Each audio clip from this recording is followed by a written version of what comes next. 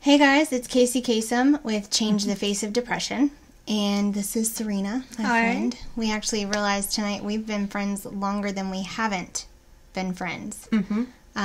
So, this is one of the very first segments that we've done. This is going to be the Take Off the Mask segment, where we have just an interview with incredible people that have gone through incredible circumstances and are now, leading the way that they want to improve in their lives, and they're here to have the conversation and interview with us about what that struggle was, how they're doing with it, what their road to recovery was, what the steps were, and how they stay on that road to recovery, and how their self-esteem is now. So that's what Serena's gonna do with us today. Gonna try. So this is I have a series of questions. It's going to be very this is just us having a conversation. This is an interview. If we can make it through the questions, awesome. If we decide to just have the conversation because it goes somewhere, awesome too. Absolutely. So, Serena, if you'll just introduce yourself to us. Okay. My name is Serena. I'm 32 years old, mother of a adorable little shark-obsessed boy who will be 6 at the end of the month, and currently working in the mortgage servicing field. Awesome. And I am an addict. There we go. So Serena's story is addiction. What was your drug of choice? My drug of choice was actually anything that I was prescribed or that I could get my hands on that was prescription. So yours was prescription? Yes. Anything, Percocet, Dilaudid, Darvocet, hydrocodone, especially hydrocodone, Ambien, Halcyon, just Xanax, basically whatever the doctors would give me. So how long have you been an addict? I would dare say probably about 15 years, and that's only because the first time I ever encountered the actual so about hard 17? Is that about 15, 17. So my first major surgery was when I was 15, and the first time I was actually exposed to IV pain medication was when I was 15. I had my thyroid removed, and I remember waking up from the surgery, and I just remember crying because I hurt so bad, and I couldn't talk because obviously just had my throat cut open. And the nurse came in and she said, "All right, just calm down. I'm gonna give you something to take the edge off." And I remember feeling it hitting my chest, and I was just like, "Oh God!" And it felt amazing. And I just remember when I was 13, I had a back injury. I wound up with a herniated disc from marching band, and the doctor was giving me Darvocet. But at that time, I didn't have the access to get into it because my parents were regulating my medications.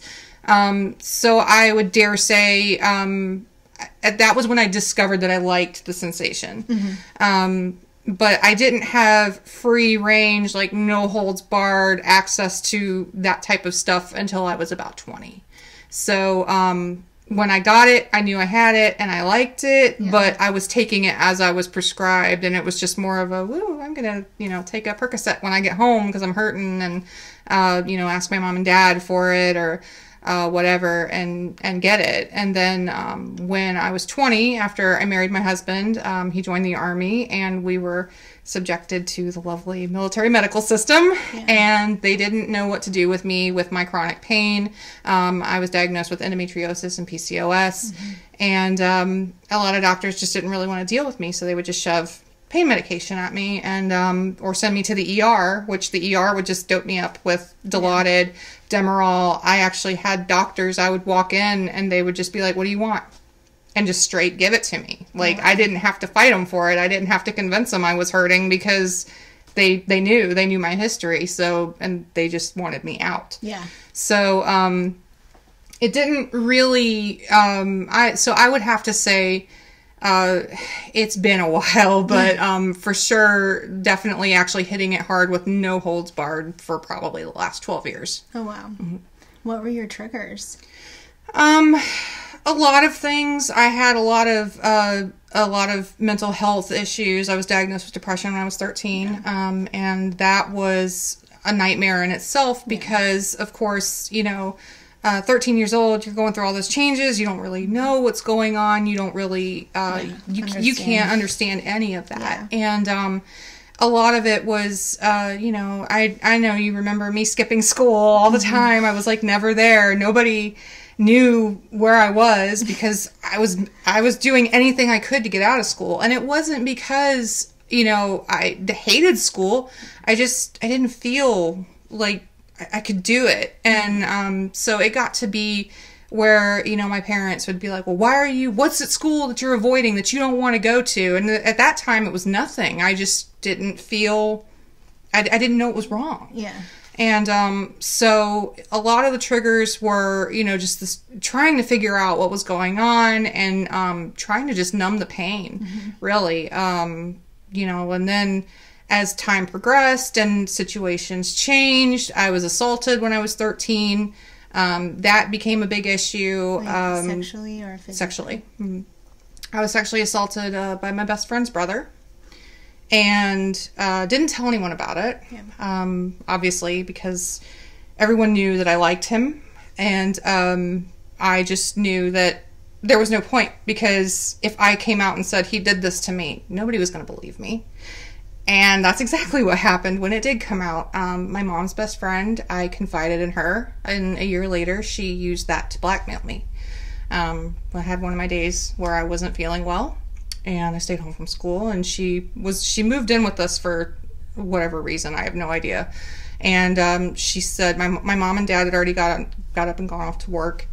And she said, well, since you can't go to school today, you can be bothered to clean this house. And I said, no, I don't feel good. That's why I'm home today. And she said, well, okay, you don't want to clean this house? I'm going to call your dad and I'm going to tell him about what you told me. So my safe spot completely shattered under me. And a little while later, my dad came home with a detective in tow, and it was a year later. There was nothing, and I had to relive everything. I had to tell them everything I knew, and he was arrested. He admitted to what he did, but at that point, they said, he's 17. I was 13. And the judge said, I don't want this to go against him. And he served one day in jail, and he was like, there was no justice at all. Not even the one day in jail. And I just remember, of course, it got back out at school, which is why I had to leave our lovely school, because his sister, obviously, after that, was not my best friend anymore. And believed her brother, which, I would probably do the same thing. I can't fault her that. She stood by her family, and unfortunately also smeared my name in the process. So I had to leave because I couldn't get an education without people being so mean to me. Yeah. And so the trigger there was just, just an escape. Escape, yeah. That's all it was. Yeah. And then I went on to my next school, and things didn't really get any better. My back injury was still bad, and a lot of my injuries that I had, they were legitimate injuries. They weren't me just trying to get, that was also accused. I was trying to get attention. I was trying to, even though doctors had proof of the things I was going through as far as my back, my thyroid, that whole situation, a lot of people said, you just like the attention. And, tried to say that, I was a bit of a, hypochondriac and everything, any little thing and everything. Right. So, it was just an escape. It was just a way for me to just not have to deal with it. The pills put me to sleep, and I just could sleep it all away. And, but at that point, again, I was taking it as prescribed. I was just taking it as the way to, maybe I wasn't necessarily in pain. I just had it, and it's like, okay, you can take one. So I would take it and then just take a nap or whatever. So that's kind of where that came from. And then later on, when I actually got the no holds barred access after I was married, my husband was in the service. He was in the Army for 8 years, and I was lonely. Mm-hmm. I was lonely, and The pills put me to sleep. I didn't have to deal with the pain. I didn't have to deal with being lonely for hours and hours and hours on end. And I would just take them and zonk out till he came home. And that just kind of escalated. Yeah. So. Wow. Yeah. Quite a bit. I mean, so when you're taking, like, that initial escape that you're just kind of, it's like a, do you Jones for it? Like a person like now? Wants a cigarette? No. But sure. I mean, yeah, sure now. I mean, you know, people, like, I stopped smoking, not that I'm just, that's the only. Yeah. No, I understand. You know. Yeah. So, you know, people always say once a smoker, always a smoker. Like, you always have that Jones to have a drag.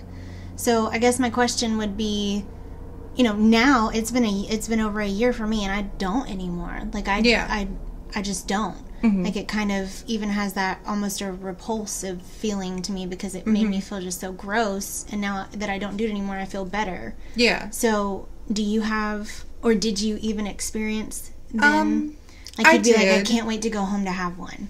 I did at the first time. So I've been to rehab twice. The first time I went to rehab was right before I got pregnant with my son. And at that point, my marriage was on the rocks. It was get help or we're done.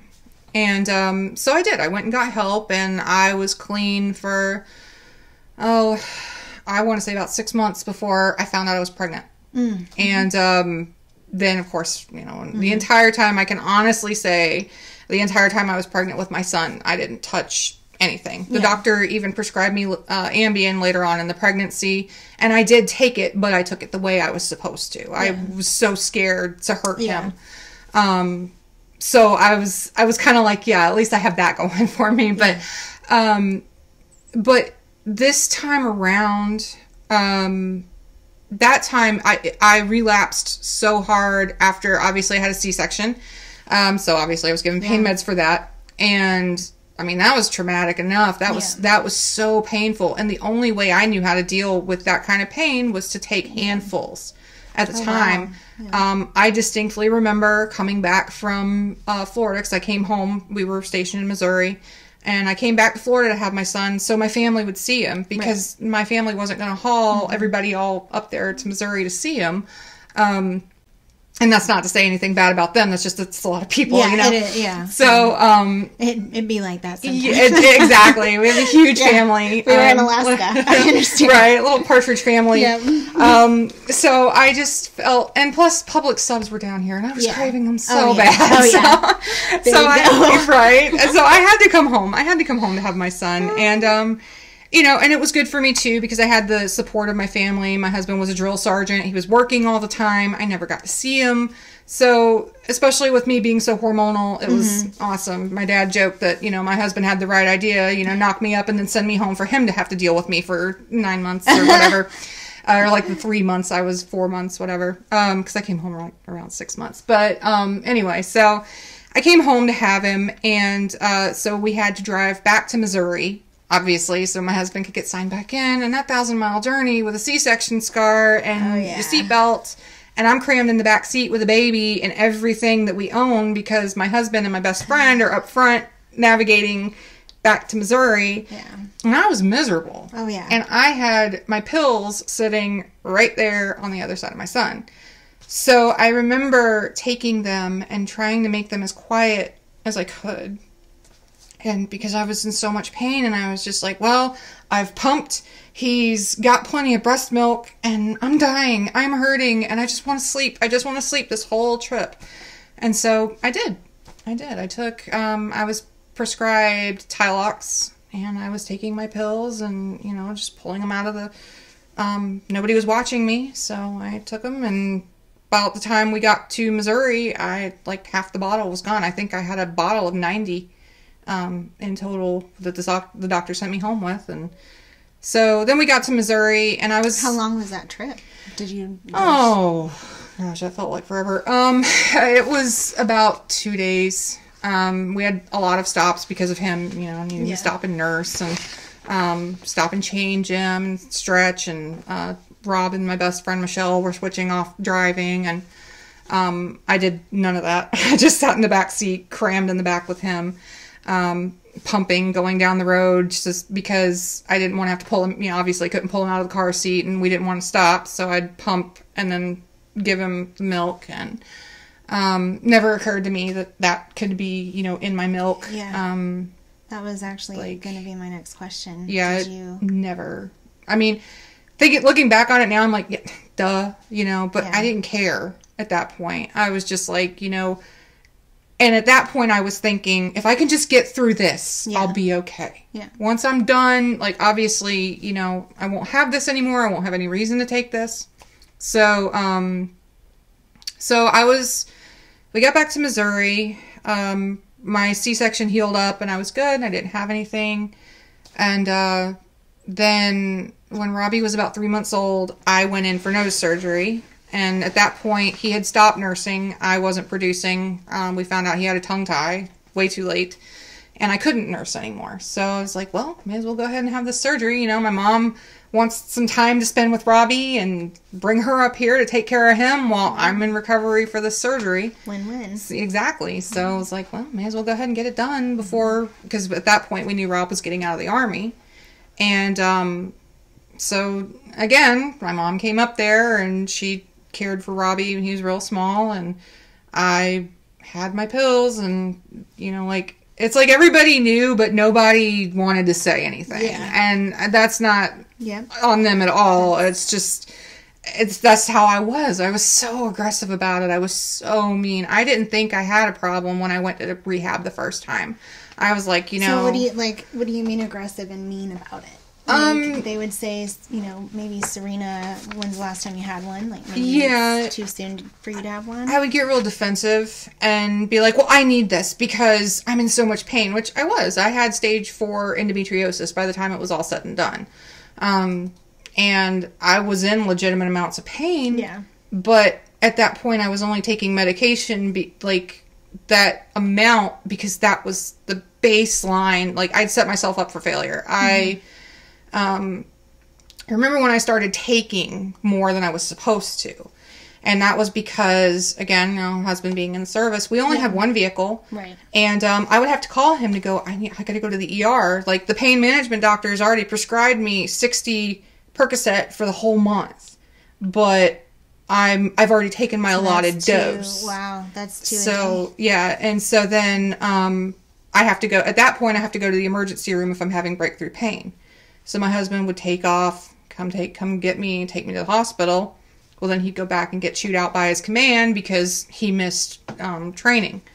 So I remember when I finally decided I need, I was like, well, I'm hurting. I took a pill like 2 hours ago. I'm having breakthrough. It's not going to hurt anything for me to take another one. Yeah. And then eventually my 60 a month were running out within a week. Oh, wow. And so that was me rationalizing it as, this way he doesn't get in trouble.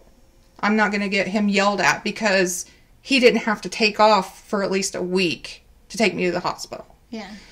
And that's how I rationalized it. That's how I justified what I was doing. So I got to a point where I didn't know what was real and what wasn't. Mm-hmm. I didn't know. I would be standing there completely fine at work. I was a photographer for the civilian contractors that take the pictures of the soldiers doing the yearbooks and stuff like that, and all throughout their training. And so I would follow them all throughout the courses and stuff. I loved that job.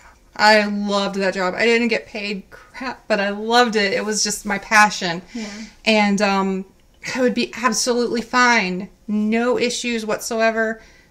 And then all of a sudden this pain would shoot through me and I would just fall over. And that wasn't typical. It was usually like the pain kind of led up to something, and then there was never, I was just okay. And then, so I remember one time I went into the emergency room and the nurse had seen me so many times, and she walked in and she slammed the door behind her and she had my Demerol. The doctor it was one of the doctors that had just said, what do you need? What do you need that, I've got Demerol, I've got Dilaudid, what is going to make you feel better? And I straight up said, Demerol. Yeah. So he's like, all right, I'm ordering it, and you'll get it in a few minutes. So the nurse came in, and she had it, and she was shaking her head, and she was like, you know what? I'm going to tell you something. She's like, I'm going to give you this. She said, but I'm going to tell you. She's like, I see you in here all the time. You are in here constantly. And I'm like, yeah, well, that's why they call it chronic pain. You know, it's like a bit of a smart aleck, but it just, and she said, I'm going to give you this. I'm going to tell you something. As she's pushing it through my IV, she's like, your next stop is heroin. And she goes, ask me how I know. Ask me. And I said, how do you know? And she goes, because my husband is a heroin addict. Oh, no. And I just remember looking at her and just rolling my eyes. And I was like, whatever, lady, just give me the medication. I didn't come here for your opinion, you know. So, is that an opioid? Yes. Yes. Everything I've ever had is opioids. I loved my opioids. And so it got to a point where Rob could see through, you know, like he could see when I was having legitimate pain. I couldn't tell. Yeah. It was just like legitimate pain versus a craving. Yeah. And so one night, I remember telling him, I just basically stood up and I said, I need to go to the emergency room. And he said, why? And I said, because I'm hurting. And he was like, no, you're not. And I was like, yeah, I am. I'm hurting a lot and you're not listening to me. And he was like, I'm not taking you. So I pushed past him. And obviously, if I was in that much pain, I wouldn't have been able to get up off that couch. Right. And I pushed past him and I grabbed the truck keys and I was like, I'm going. Bye. And I got the keys and he tried to get in my way to block me from the door and I pushed him.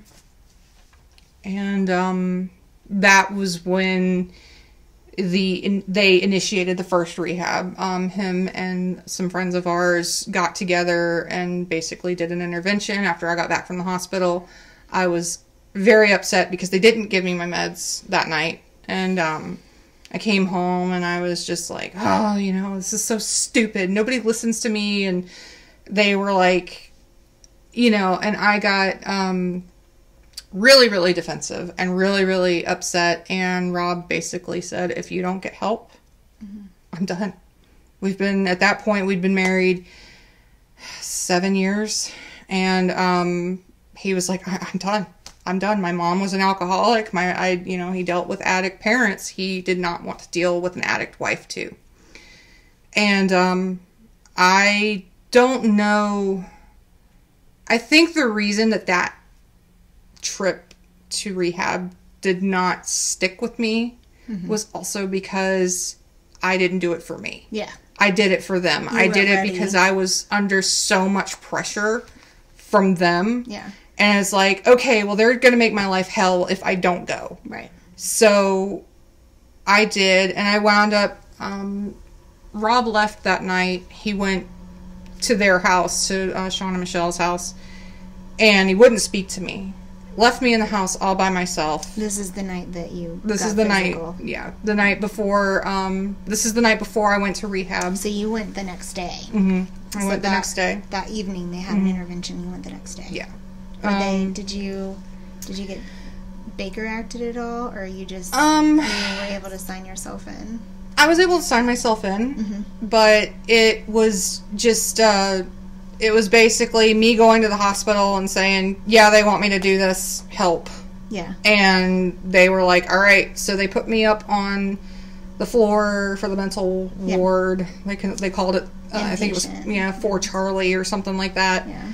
Took my shoestrings, took everything from me. Yeah. And I remember the only thing I was allowed to have to help me sleep was Benadryl. Benadryl amps me up. I can't take it. Yeah. And so I remember I was so miserable. And plus they had the active duty soldiers separated from the civilians, and I was the only civilian, and I was so lonely and so bored, and I was just sitting there staring out the window. I couldn't talk to anybody. I couldn't.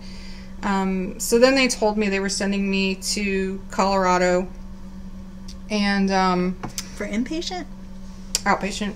Oh, for outpatient. And before that, they had put me when Rob left before I went to the hospital. I at that point, I just wanted to do something. I needed something. And all of my stuff was gone. I'd already taken up all my meds that I had. And so I had these blood pressure pills. And I don't remember what I had them for. I want to say it was anxiety. They were trying to use something other than Xanax for my anxiety. And I just took a whole bunch of them. And I was just like, I need something. I don't know. So when you say a whole bunch, to me, in my mind, I think like you see on TV shows where you just pour them and you just don't even count. Like it's a handful. That's what I did. What gets to the point where you... Desperation to like... Is it a desperation to like end... Like, you just don't, like, I don't even care what it is, I just don't want to do it anymore. Like, I just don't want to be here anymore, I just don't want to do this anymore. That, no, that wasn't really a suicide attempt, that was more of I was looking for something to get high. Okay. I needed something. And I remember I had these blood pressure pills, and I thought, well, they say these are supposed to be like my Xanax. Mm-hmm. But I remember taking them, and I was like, these don't do anything. Mm-hmm. And I took a handful, and I called Michelle, and I was like, I just took a bunch of pills, and I don't know what I took, and I don't know how many. I just took a bunch, and she immediately ran over to me and took me to the hospital. And I started, like a second I went through these ER doors, I started screaming because I was saying I was in pain. I wasn't in pain. I just wanted all of that to stop, and I did want to be high. And so the doctor actually went to cave. He was like, all right, I'm ordering you some morphine. And Michelle was like looking at the doctor like, are you stupid? You know, like, and he was like, well, she says she's in pain. I'm going to give her something. And so Michelle was sitting there and she's like, Serena, I can't. And I was just like waiting for it. I remember all of a sudden, as soon as I heard it's been ordered, I was cool as a cucumber. I was calm, and I was just like, yes, it's coming. It's coming. And Michelle looked at me, and she said, Serena, if you take that, if they come and they put that in you, I can't in good conscience not tell Rob that this happened, and you will lose him. And at that point, I was just like, oh, I don't care. I don't care. And I was twitching. Mm-hmm. I remember I was twitching so hard, I was kicking the bed.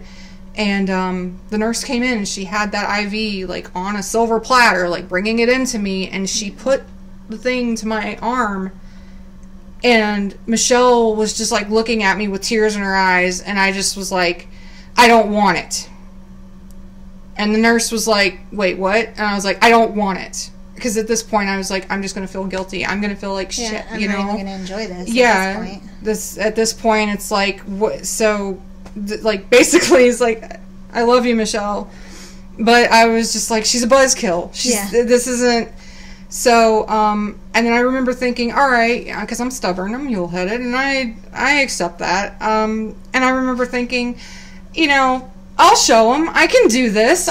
You know what? Fine. And I'm going to make them all feel bad that I didn't get my pain medication, and I'm in pain, and I'm hurting, and I'm legitimately, you know, like, I need this. Yeah. So the nurse said, all right, so you don't want this. And I was like, no. And she had to waste it down the drain. And that was the most painful. I hate to laugh, but now looking back, that's all I can do, because I was just so... Yeah. I was just like looking at it like, oh my God. This is gold that you're wasting right now. Yeah. And so I went to rehab, and I didn't do it for me. I did it at that point out of stubbornness, out of sheer, like, I'll show you, and you'll see how miserable I am without this, because you guys insist that I don't need this, and I'm not in any legitimate pain. And it was basically more of a in your face, like a F you. Yeah, I was going to make them feel bad. Yeah. Right. So I went, and I went to lovely Pueblo, Colorado. And it was almost like I got there, and they put me in with veterans. Obviously, you know, military medicine. They didn't send me to an outpatient facility. They sent me to like the primo, like, you know, veterans. They deal with PTSD, specialize in all of that, and they're good at what they do. but I wasn't ready. And I remember sitting in group therapy and listening to the stories of the veterans, and I just felt like, oh my God, you know, what am I doing here? These guys have been through hell, and I feel awful, you know, like I shouldn't be here. And not in the sense of, like, it was more like I felt like my trauma and the things that I had to work through were nothing compared to the things that they had gone through. I was like, oh, you know, one guy's telling me, oh, I watched my buddy get blown up, and I'm like, yeah, and I was assaulted when I was 13.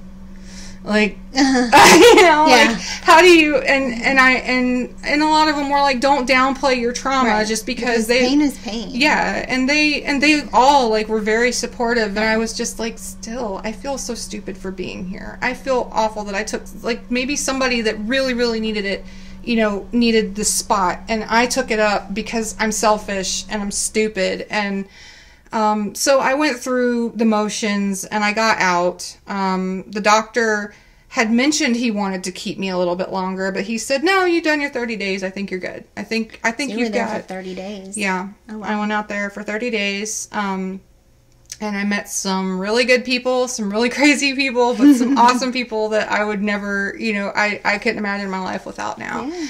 And, and I'm still friends with them. But I wasn't ready. Let me ask you a couple of questions about that 30-day rehab experience. Do you go through a withdrawal like a heroin addict would go through a withdrawal where you have like the cold sweats and the diarrhea, the throwing up, like? Yes. Yeah. You do. And it's awful.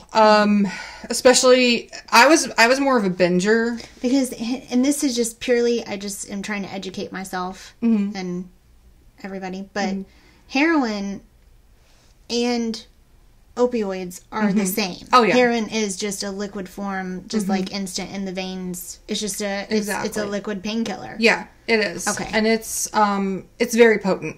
It's extremely potent. And I actually, the only thing I pride myself, I mean, I don't care how you try to sugarcoat it. Addiction is addiction, no matter what you're addicted to. Yeah. The only thing I guess I can kind of say that I've prided myself on is I never touched street drugs. Yeah. Anything I got was given to me by the doctor or, and again, that's not to say that, you know, oh, I'm better than anyone else because of that. But I wouldn't know where to get street drugs if my life depended on it. Right. And I'm glad that I never did, because going through my second rehab, I got to see people that had. Oh, yeah. And meth is a hell of a drug. Yeah, it really is. Funny story, and my 12 Oaks, my Okies will remember this. I was there about 6 days, and they busted a roommate of mine with heroin. And they asked her where she got it, and I was walking down the sidewalk, and she pointed at me, and she said she gave it to me. Well, once word got around about that, everybody that knew me, that I'd only been there a couple of days, and everybody that knew me were like, you could hear, you know, the chatter going down to the smoke pit. And everybody, one person said, I don't even know her, but she wouldn't know where to get heroin if a gun was to her head. Yeah. And that just cemented, everybody had my back and were like, dude, Serena did not. But, all my Okies remember that, because I almost killed her. I thought she was going to stand between me getting back to my son.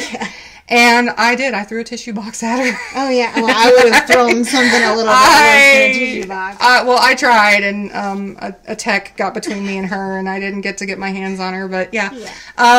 So I'm the bigger person, I guess. You are. But I was very upset. Very mama bear. Oh, wow. But yeah, it's very, you know, it is very similar from what I gather from the people that I was around. They're like, yeah, it's, you know, you go from that IV medication to heroin, and it's the same thing. Yeah. You just have, you know, it's obviously not controlled, and it's like so much more dangerous in those quantities.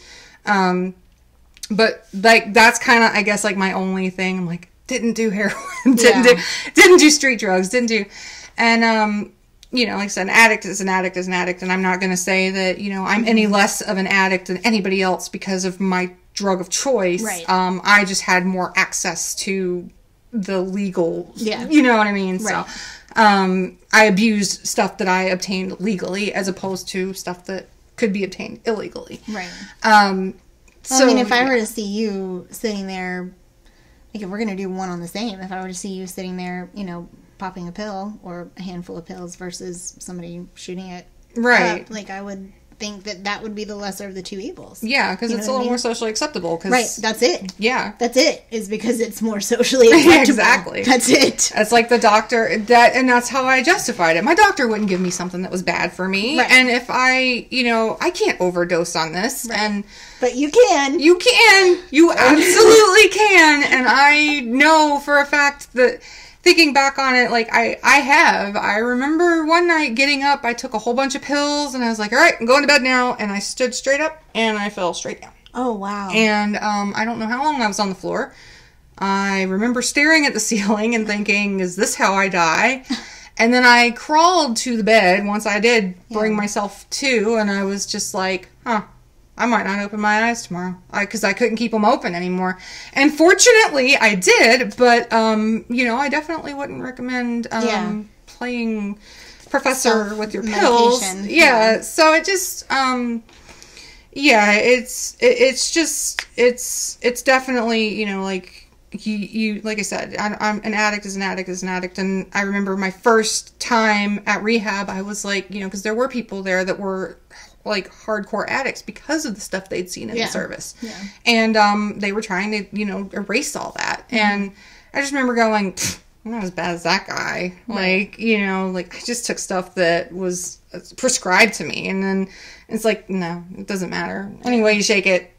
I still abused it. So yeah, it's heavy stuff, and it's definitely, And I got so good at being able to get it. Oh yeah. Being able to get it. In military medicine, it's easy, and I'm not going to totally divulge, just in case. But I mean, when you've got one doctor, they don't talk. They don't talk to each other. So I've got my general practitioner, and I'm like, all right, well, I'm dealing with this endometriosis pain. I'm seeing follow-up OBGYN for that. So they're like, all right, here's some hydrocodone.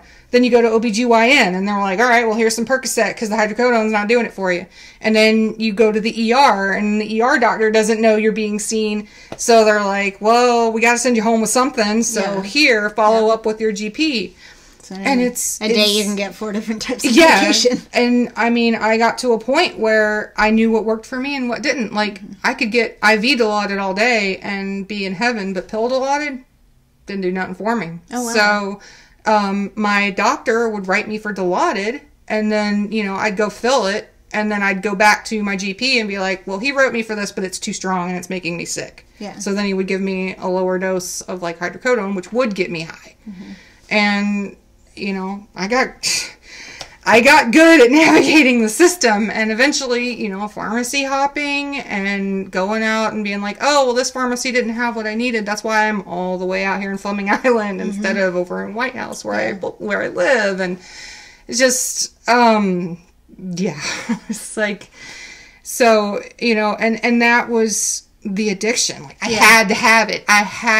And when I knew that I was getting my prescription, I actually had it on my calendar what day I could go get my prescription without being looked at weird, because, they wrote me for a 30-day supply, but they're, they're taking into account that you're taking 2 a day. Mm-hmm. So you can go with, I mean, I had the math down pat. Yeah. I was good at it. And I even got to where, people, the nurses would just be like, well, what are you taking? Oh, I don't know. The doctor wrote me for something, but I don't remember what strength it is. I think it's hydrocodone, but I can't recall, and it makes me sick. Oh, okay, well, we'll give you this dose. And it's like, and I knew I'd just take 2 of those, and that would equate to one of those. Yeah, and it's like, I wouldn't, but I could be a nurse. But I mean, I don't know, but... You could. You'd be a great one. Yeah, I was like, now I could kind of, I mean, it's not funny, but I can kind of be like, yeah, I did that, and that's a big part of recovery too, is owning up to what you did. Mm-hmm. And, and it just, so I wasn't, I wasn't consistently clean since after my son was born. My son was born, and I kind of fell back into, but not as a add-on, but I did still have the issues with my ovaries and the endometriosis, the PCOS.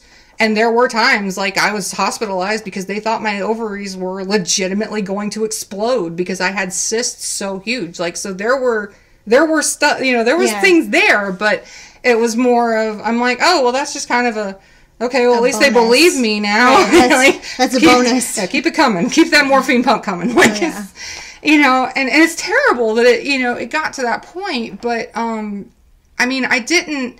And people say, oh, well, addicts make a choice to put that in your body. Yeah, we do. But at some point, you're doing it because you're trying to get rid of something else. You're trying to replace pain or physical or mental, whatever it is. And, nobody looks at heroin and goes, well, I want to be dead in 5 years, or however long it takes. Right. And I never looked at my pills and thought, well, this could be fun. Like this couldn't do me wrong at all, know?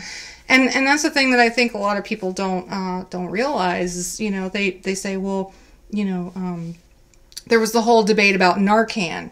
I fortunately have never had to experience that, but I do know people that have.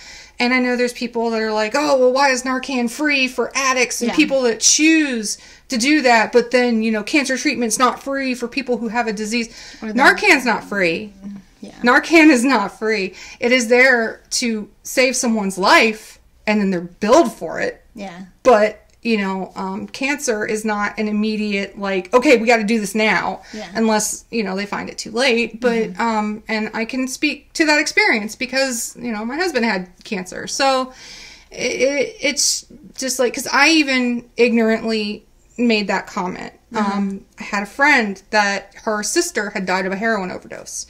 And this was before I was like, I didn't think I had a problem. Right. And, I was like, yeah, why is Narcan free? But people like my husband have to pay for, and she was like, are you serious?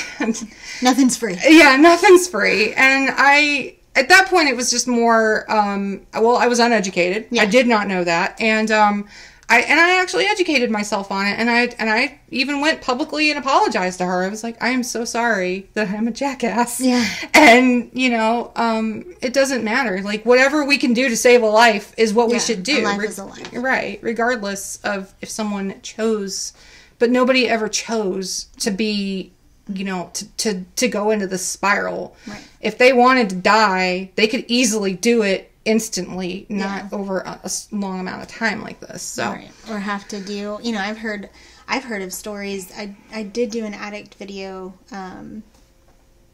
previously, and then decided to take it down with the context. But there was a story that was told that he knew somebody that actually hustled like $300 a day worth of an addiction, like $300 a day. That's a lot. Yeah, like, just to maintain his craving and need so that he didn't get sick off of heroin. Yeah. That's, I mean, I'm sure $300 isn't like that much heroin, but $300 is a lot of money. It is. And that's, so speaking of money though, like when it comes to priorities now that you're sober, like you're over your, how long have you officially been sober now? Officially, well, let's see. Gosh, I have been sober since December 6th of 2017. So over a year. Over a year. Haven't had any narcotics, haven't had any craving. That's incredible. Yeah, I mean, I've had my trials and sure. As far as, like I said, I don't have free access to it anymore like I did, but I've known people that do take it responsibly. My parents. You have access to it. Yeah. Though. Like if you wanted a cigarette, you could go get a cigarette if you wanted. Yeah, exactly. It's, like I know that, some of my family members, they take those medications, and they take them responsibly.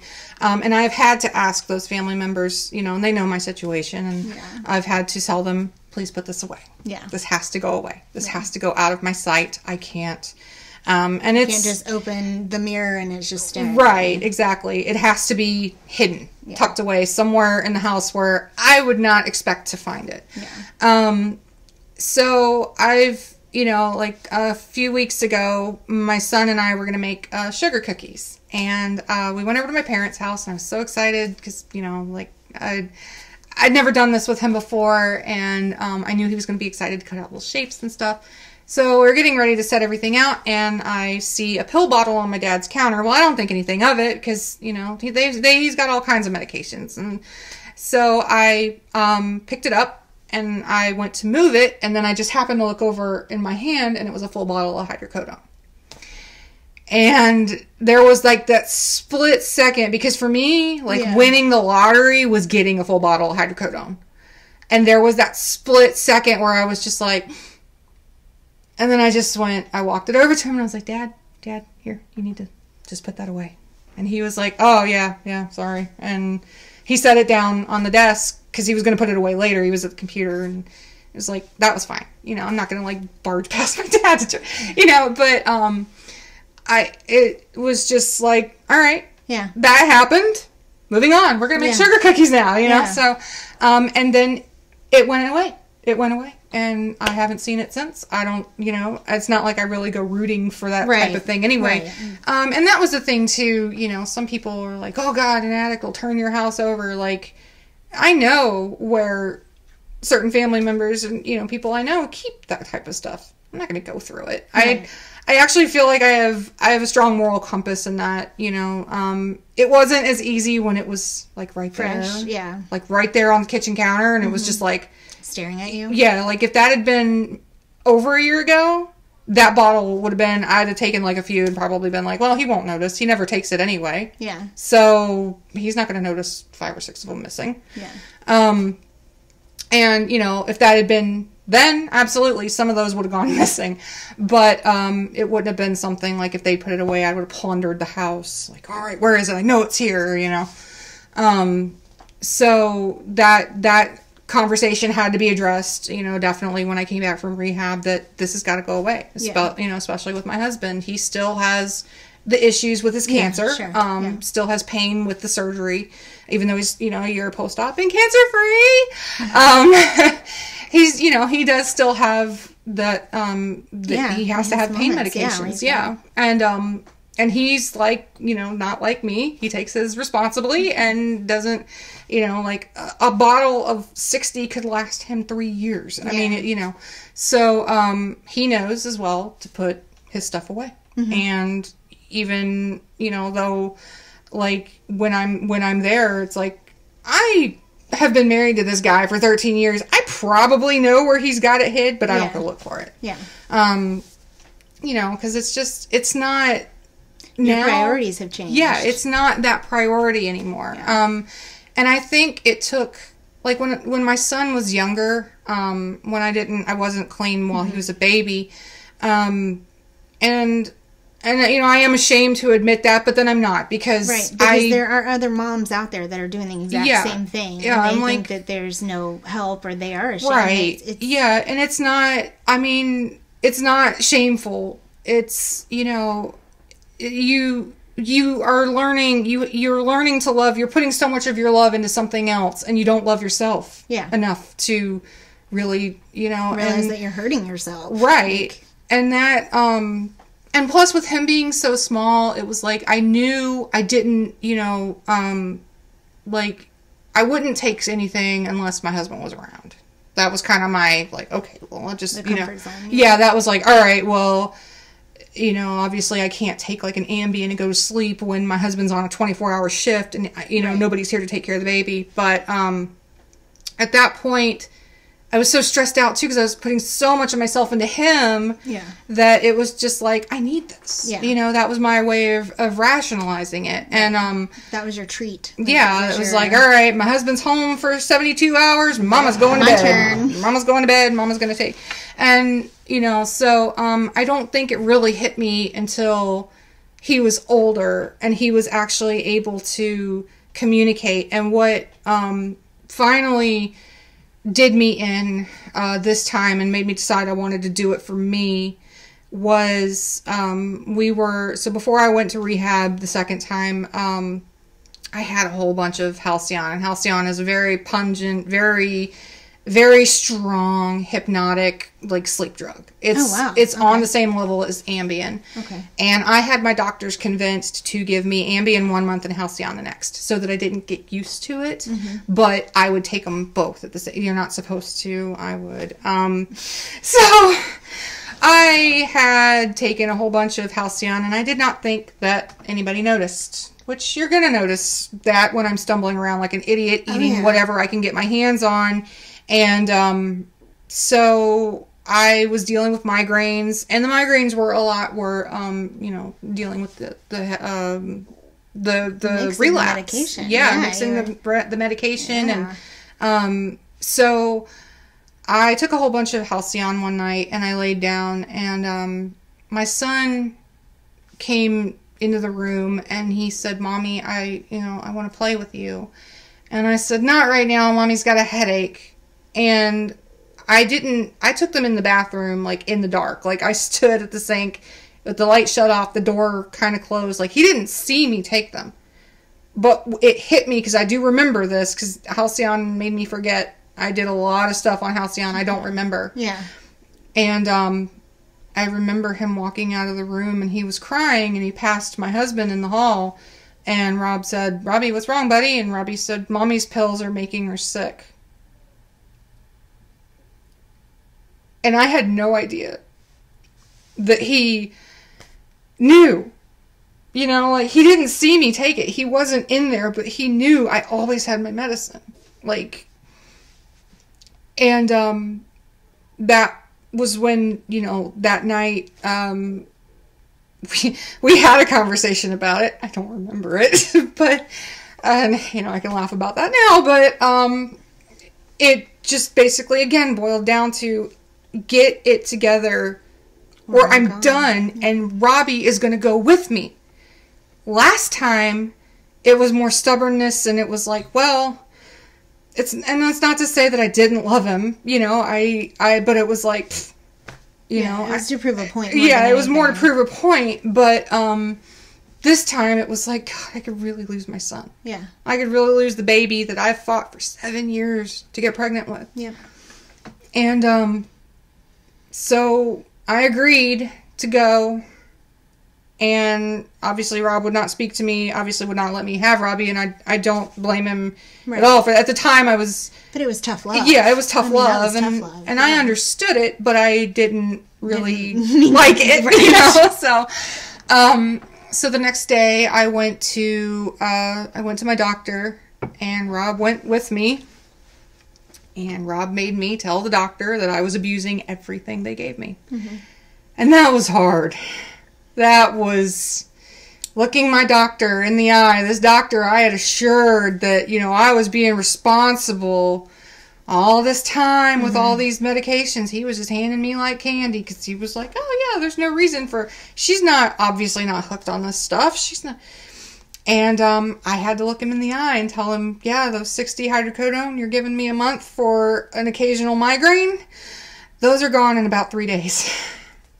And those Ambien that you're giving me and those Halcyon, I'm sprinkling those in there with it. And it was the most humiliating and humbling experience of my life, because just the disappointment in not only my husband, there wasn't even disappointment, there was anger. There was just sheer anger. Rob was sitting there cross-legged, like he wasn't even looking at me. Mm-hmm. He was just like, if you don't tell him, I will. And it's like, you better tell him. So that was kind of like my moment where I just finally said, okay, here it is. Like, what else can you do to me? How much worse can this possibly get? And so they said, well, I mean, and I just remember the doctor's, like, snippy, well, you know, like that judgmental, like, you dumb. And I just, he said, well, he sent in his nurse practitioner, and she was like, you are officially blacklisted from this office. You will not receive any more narcotic medications, no matter what they are, unless you are losing an appendage, and even then. And I just remember, like, all right, here we go. Here's, like, just give it to me already. Just spank me and get it over with. Yeah, and I just, you know, I was crying, and I did legitimately feel bad, but she did not let up, and she was like, I don't even care that you're crying. And I didn't expect any sort of sympathy. But I was just like, just please, this is so awkward. Just, if anything, that's the whole reason I wanted to be sober right there, was just, this is awful. Yeah. And, so she said, I've called out to every pharmacy within, you know, this radius, and, any pharmacy that we have filled your medication at, you are blacklisted from. You can't fill anything unless it's like Tylenol, like basically nothing. And I was cut and I was done. And, you know, so she said, we're going to send you somewhere. I've got a bed at somewhere in Orlando. And then she came back in and she said, well, that place is full up. She said, how do you feel about going to Navarre? Where's that? 5 hours. Way the hell that way in Florida, west. Though? Yeah, it's in Florida. Oh wow, I've never even heard of that. Yeah, so I was like, I don't care where you send me, just get me out of here. Get me out of here. I don't want to be here anymore. And I had done my final binge. It was just kind of like my farewell, like, I gotta get this out of my system. And I did it, and then I went on to the doctor, and all my meds were gone. And I had dropped one of my pills, and Rob put it in a plastic baggie because he didn't want Robbie to get it. Yeah. And I went on over to Navarre. I just grabbed like a few things. I didn't know what I was going for. Yeah. I didn't know what like to expect. Haven, the first place that I went, was kind of like vacation. Mm-hmm. And then that's not to, you know, like totally diminish their program. It is great, but I just wasn't ready. And I should not have been awarded nearly any of the luxuries that I was there. I mean, we had shopping days. We went and had mindfulness days where we went and took in the trees and went to the park and just chilled. And, Navarre was nothing like that. I got to Navarre and boot camp, huh? Yes. So I called them. They knew I was coming, and I drove 5 hours west, straight down that narrow I-10 corridor. Did you take yourself? Yes. Wow. I did. I did, withdrawing the entire time. That's something to be proud of, though. Yeah. That's, you know. It was. Strength. And I had a lot of time to think. Yeah. On that trip, and I had a lot of time. I had a lot of turns that I could have made. Yeah. To go right back, but then I just remember thinking, to what? Right. You know. So I went withdrawing, tongue swelling, feeling like just this tingling in my fingers and toes, and everything hurt. Oh God, I hurt so bad. And I cried, and I'd drive, and I'd listen to music, and, like, turn on my, you know, my gangster rap, and be like, I'm gonna do this! Yeah. Oh my God, what am I doing? I'm gonna do, no, God!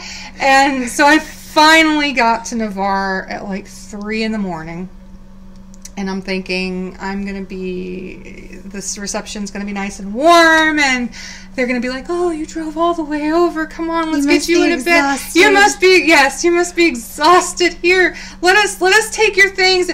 No, I didn't even, so I got to the gate, and while I was waiting for a tech to come wave me in, or to come open the gate so I could get in, I texted Rob, and I was like, I made it.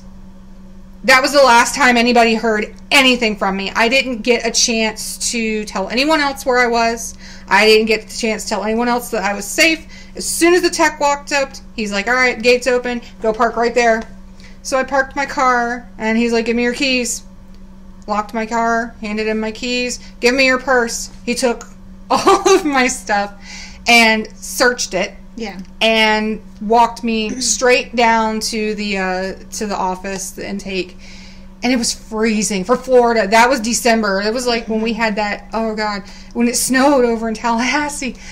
And it was awful. It was so awful. It was raining, like that cold, wet, and I didn't have any warm clothes. But I remember just looking up and thinking, this is my penance for what I've done. Yes. So I got into intake, and I'm like, God, I'm so exhausted. And they're like, no, you still have to be searched. Oh, yeah. Had to do my first ever strip search. Oh, yeah. Every hole. Take the bra off, hand it to me, take the underwear. I'm like, really? And they're like, yes, everything. Everything. And it's not flattering, and it's not fun, and it's not a good look. And there's a lot of places people like to hide things. There are. They'll find it. Fortunately, I was not one of them, but still, I didn't get that thorough, thankfully, but I did have to stand naked in front of several people. Yeah. And it was very humiliating. But so after they searched me and they took me in and they asked me the same 100 questions 5 or 6 times over and over and over, and I was just like, please, I'm dying. Finally, about 4:30, I got put in a bed that wasn't even made. Had to make it myself and had to make sure not to disturb my roommate. And Miss Bridget, hi Miss Bridget. And I just remember like, okay, I can finally sleep. No, it's 6 o'clock. 6 o'clock. 6 o'clock. They come in and they tell you it's time for vitals. And then they will let you rest your first couple of days. You're in the detox facility. And I was just like, after the first day, I was like, I'm ready to go. Yeah. I'm ready to go. They're like, no, you don't have to go to your classes and stuff just yet. You're still, we're watching you to make sure you don't have any seizures, anything like that, since you're withdrawing. And it was driving me nuts. Mm-hmm. I did not have, they took my phone away from me. I had no contact whatsoever. No busy. Nothing to keep me busy. I just sat in a room all day. By yourself. And I was introduced. Just think about what you've done. Just awful. And, so finally, got out to the lunchroom and met everybody, and everybody was really nice and receptive, except for that one chick that I still just, to this day, just want to punch her in the throat. But it, so finally it was I want to say I was day 2. I was I'm ready. I want to start going to the classes. what do I have to do to get out of here? Yeah. And, so they were like, no, you're not ready. And I'm like, I'm ready. Look, I'm already reading the 12-step book. I'm on step 4. They're like, you're not even on step 1, sister. And I'm like, yeah, no, I read it. And I'm sitting there reading it. I'm marking. I'm making notes. And they're like, no, you're not. So finally, I get moved out to my cabin, which that's the real deal. At that point, when you're in detox, you're in a holding facility at this point. Okay. Not necessarily prison, but it felt like it. Yeah. That turkey sandwich, that turkey sandwich, y'all, I'm sorry. That was just, everybody remembers the turkey sandwich from hell. I have so many friends from 12 Oaks on my page, so. Good. Hi, guys. So, yeah, they put me in a cabin and with some other girls, and Shara and Stefani and Carrie and Dee and the sweetest girls you could ever hope to meet. I love you guys. So we were in there, and at that point they kick you out. And at 6 o'clock you're up for breakfast. Oh yeah. And then take on the day. Yeah, you can't. There's no more rest. No, there's no more rest. You are out. You get up, you get dressed, you go to breakfast, and you go straight to class. You go to roll call, and then you go to class, and you're just drilled the same information over and over and over. And at that point, you're just like, I'm sorry! I'm sorry for what I did.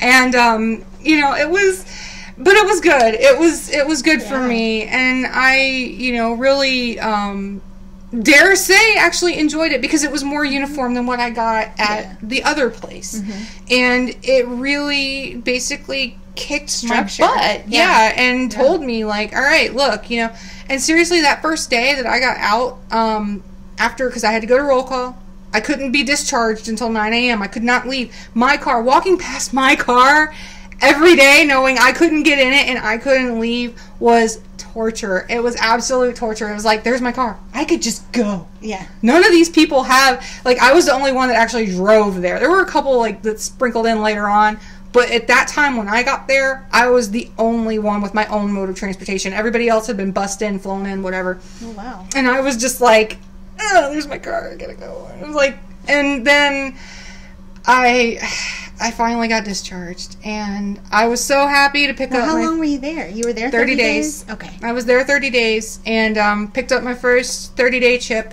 and I did deal with that.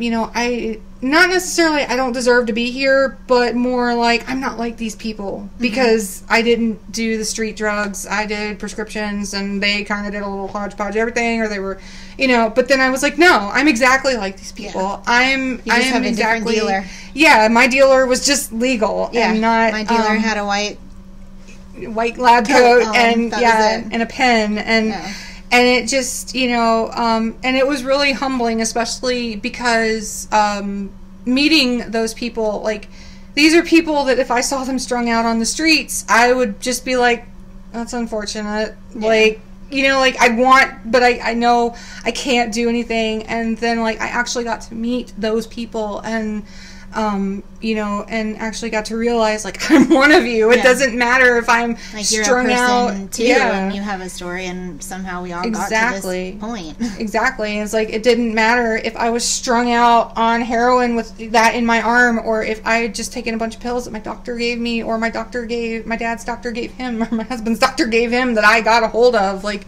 it just, you know, and it really brought, you know, it really made me humble to that, like, I'm an addict no matter what. Yeah. And there was just, like, there was no point in hiding it.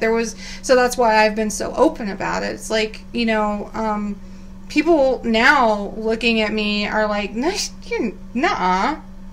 Yeah. Yeah. And, you know, so I got out of 12 Oaks, and I had a lot of time to really think about, you know, because I didn't get to see Robbie. I did get to see Robbie right away, but my time with him was limited and very supervised, just in case. Yeah. And I met my first real test when I got back, because remember that pill I told you Rob found? Yeah. He put it in a plastic baggie because he didn't want Robbie to get a hold of it, and he tucked it in some jeans that I was wearing that night, and those jeans had gone home with me. And before I went to rehab, and I picked them up to wash them, and that bag fell out. And even though it was one pill, I looked at it, and it was like, my first thought was, that's not enough to get me high.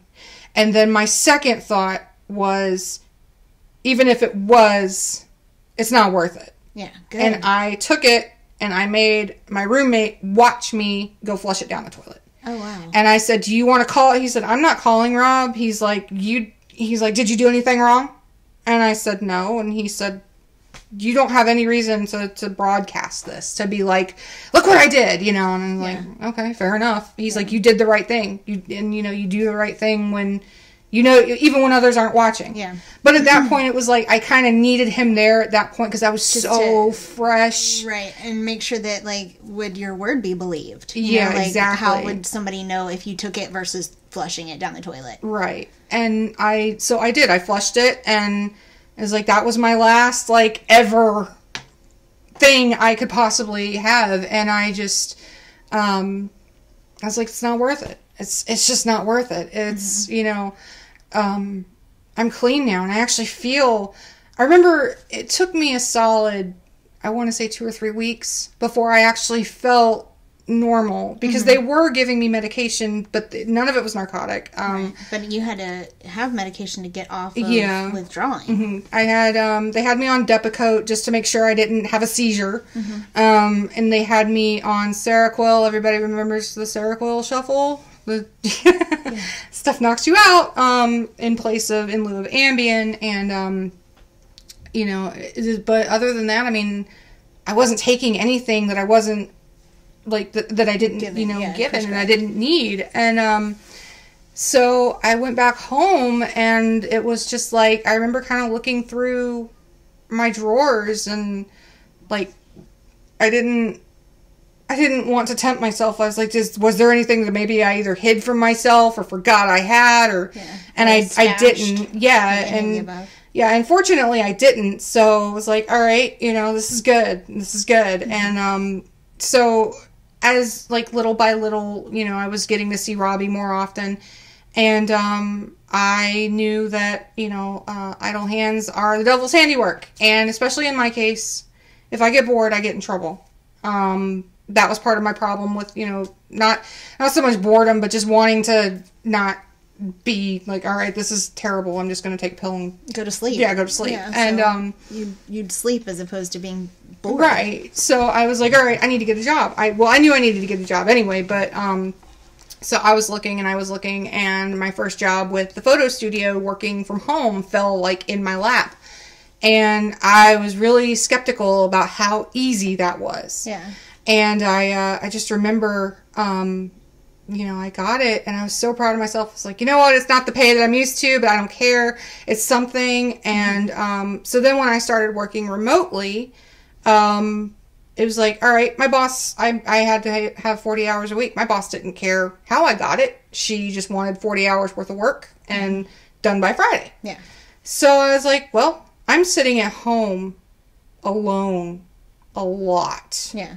And while I'm working and I'm not bored, I need to get out. Yeah. I need to be around people. I need to, so that was when I started looking for a second job. And I got the part-time job working at the hospital doing the newborn photography. Yeah, and I loved that. My nuggets. So I was a little worried about it at first, just because being around all that, and it's like, you know, that was kind of a trigger. Mm-hmm.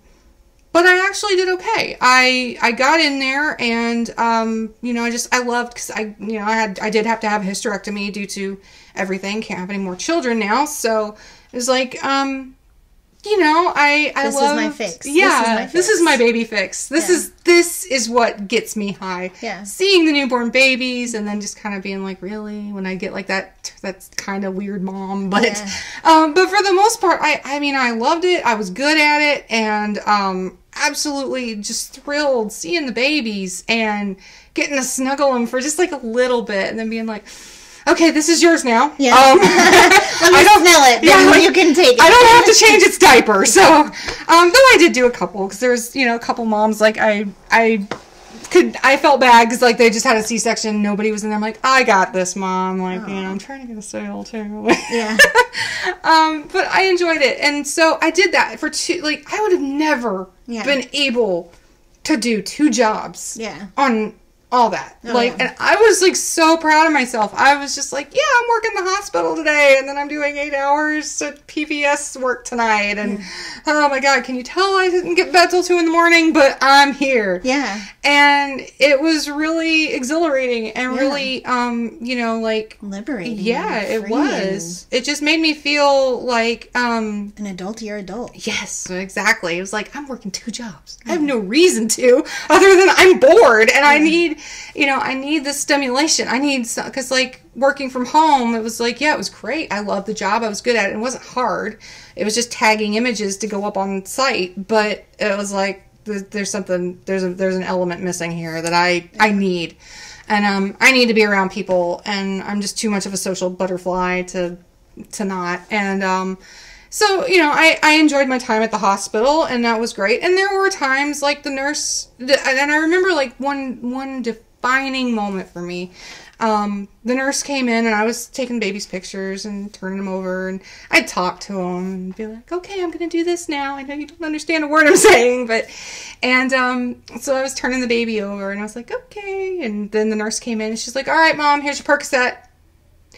And it didn't, like, I remember, like, whenever I would hear that being in the hospital, I'd be like, yes. And I just remember being like, and still going, you know, like, doing the baby's pictures. And I just remember coming out of the room, and I was just like, whoa. Yeah, that was like a I was like, wait a minute. Yeah. And then even seeing, you know, we had this one mom, bless her, she was just not feeling well. I don't know. I know she had a rough delivery, and she was on a pain pump. She was determined to get these babies' pictures. And so I remember seeing the nurses come in, and they were pushing, you know, meds through her IV, and I just remember going, You know, like, it didn't faze me. Yeah. And I just remember coming home and I was like, I can do this. Mm-hmm. Oh my God, like, yeah. I can't believe this, you know? And I just remember, like, of course, I did have to wind up leaving photo nursery, and I felt terrible for that because they were so good to me, and my bosses were amazing, and the babies were just beautiful, and with their mile-long names and and some of their crazy parents, but I enjoyed it. I really did. And, I met some of the sweetest people while I was working there, but unfortunately I was laid off by PVS. There just wasn't enough work to do, and I wasn't getting enough in sales with photo nursery, and I knew I had to go back to work full-time. And then I got the job that I have now, working mortgage servicing, and I'm thriving in that. I got a raise before my 90 days, and I'm like, I would have never done that. I would have never done that if I was sloshed out on my pills. I would have never been where I am now. And, it's really just a matter of figuring out, like, when you're ready. Like, if there's someone going through it right now, like, and when, you have a problem. I mean, people want to be like, no, I don't, but just somewhere back there, it's like, they're right. You just don't want to admit it. You don't want to admit that anybody that's trying to tell you that you have a problem is right. And, it's like, if someone is going through that, there is hope, and there is light at the end of the tunnel, and there, you will feel like that light is a train, but there is. I mean, I don't want to say that I have all the answers, I still struggle from day to day. I mean, I roll out of bed at 7 o'clock and roll into work like, I'm here. I don't know. But at least I'm not sloshed out on my pills, because it's just more of, I'm an insomniac and I don't get enough sleep. But, there is hope, and especially for, I know a lot of moms, especially a lot of moms that go through it, when they're, stay-at-home moms, and they're medicating with whatever, whether it be pills or wine, or not to say that there's anything wrong with enjoying a glass of wine, just, obviously moderation, but yeah, I mean, it's self-medicating is a serious thing that people don't, we tend to look away from. Yeah, we do. And I know that I've definitely done my fair share. Mm-hmm. I have too. Yeah. I mean, that's why we're having these conversations. Mm-hmm.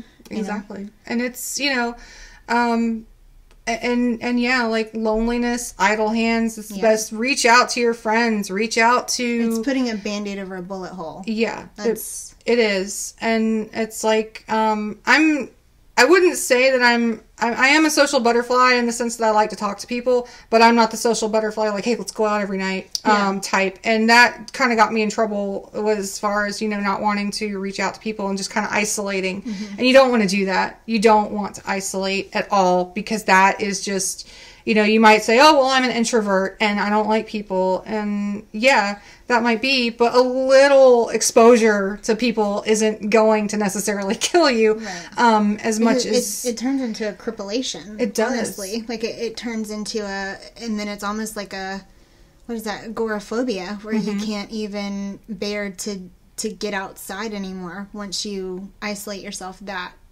severely. Exactly. The avalanches and cannonballs into a much worse. It does. And it's, if it wasn't for, I think a lot of my problem, like if it wasn't for my friend Michelle, especially with the Army, she and I have known each other since we were stationed in Oklahoma.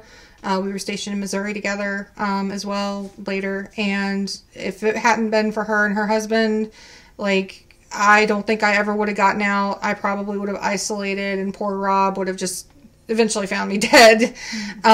Because, it's just like Michelle would just come over and be like, hey, we're going to go do something. And I was like, wait, what? Huh? So, no, I'm in my PJs. Well, I'm in my PJs too. Let's go. Yeah. And, so I'm very grateful to her for that. And, support system. Exactly. Your tribe. Exactly. And you definitely need to find that, especially, I find a lot of moms, especially certain mom groups and certain cliques, they're like, oh, well, I can't get out. You know, it's just me and the kids. Like, you have to make that time for yourself. You have to. Yeah, you've got to have an outlet. You have to. Because then that self-medicating becomes the outlet. Yeah.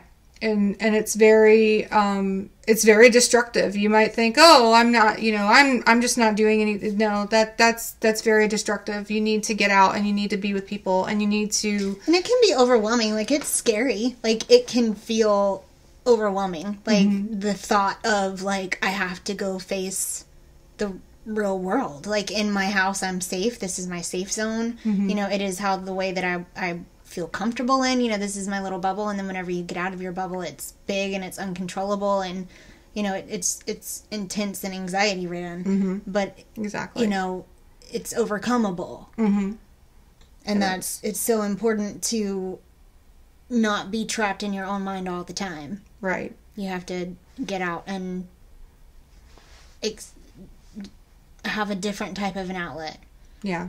I learned to crochet. Yeah, that's my next question. Like, how do you stay sober? Honestly, it's probably not advised, but I do just bury myself in work. Yeah. I bury myself in work. I bury myself in projects. You bury yourself in distraction. Yeah. And healthy distraction. Yes. Distraction. You know, when I was in rehab, of course, they were pushing the whole, you know, go to a meeting, find an NA. And I don't have a problem with NA, but my problem, I know for me personally, I'm an atheist. I'm not spiritual on any means, and a lot of it pushed on religion, and you know, that's fine for other people, but that doesn't work for me. You know, they say to find your higher power. My higher power is my son.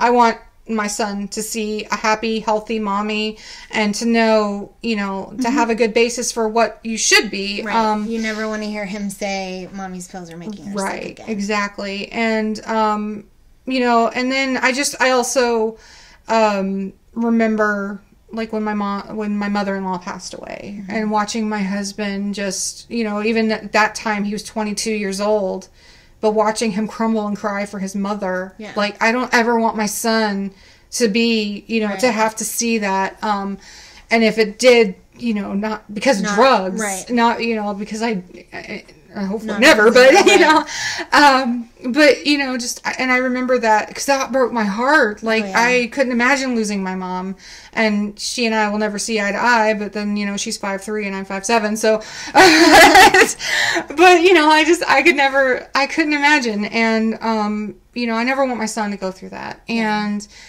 I, you know, so it's like my son is on that pedestal, like, and the medication, anything to get me high or whatever is just not even anywhere in that line of sight. Yeah. And so yeah, they say that, you know, find your higher power. That is my higher power. You know, I don't pray to my son. I don't, you know, but he is my world. Right. And so that is what keeps me going. And then he's your purpose. Exactly. And I want him to see, you know, I don't want him to develop the coping mechanisms that I did. So I want him to see, like, mommy's crocheting, mommy's doing something that's not going to hurt her, you know, mommy's I do photography, just whatever I can to distract from, like, all right, my mind's wandering to dark places, and then it's like, okay, I gotta do something. I gotta move. I gotta, you know, and I will admit, you know, I do partake of, like, overeating sometimes. I do overindulge in that a bit, but, obviously I've never missed a meal.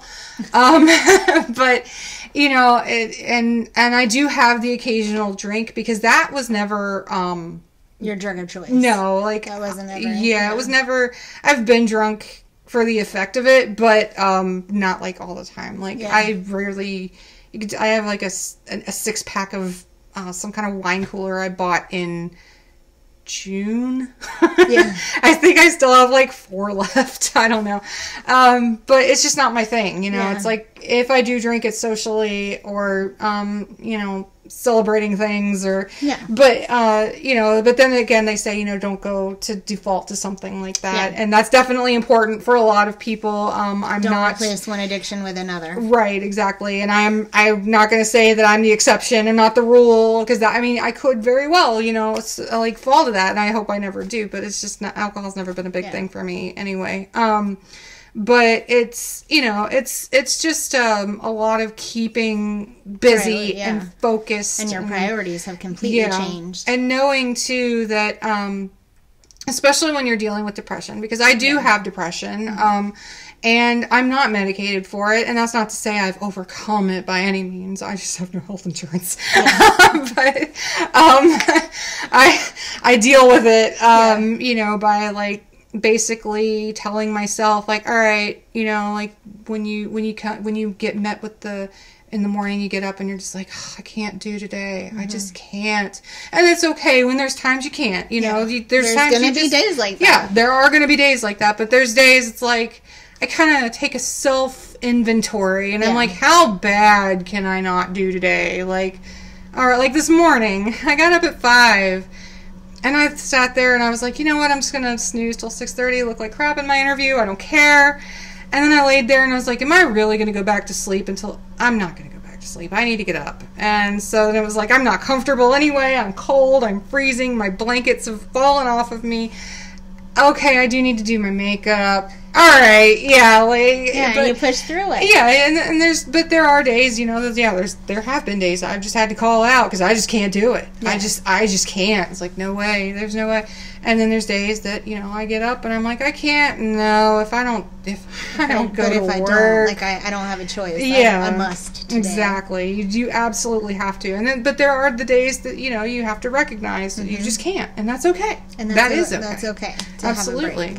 Like that's no different from absolutely anyone else, despite what anyone says. Mm-hmm. You know, there's days, even, you know, I'm bipolar, and so, you know, I have like, everybody knows my story. I've done the addiction thing too. You know, I've been in the hospital. I've done the bipolar thing. You know, you get manic and you're manic for days at a time. Like, days at a time, there's no sleep. Like, I can't sleep. Or I can go, and I'm not saying I would go, you know, 72 hours without a wink of sleep. I'm saying I can go 72 hours on maybe 3 to 4 hours of sleep total. Or maybe 8 hours total in a 72-hour period.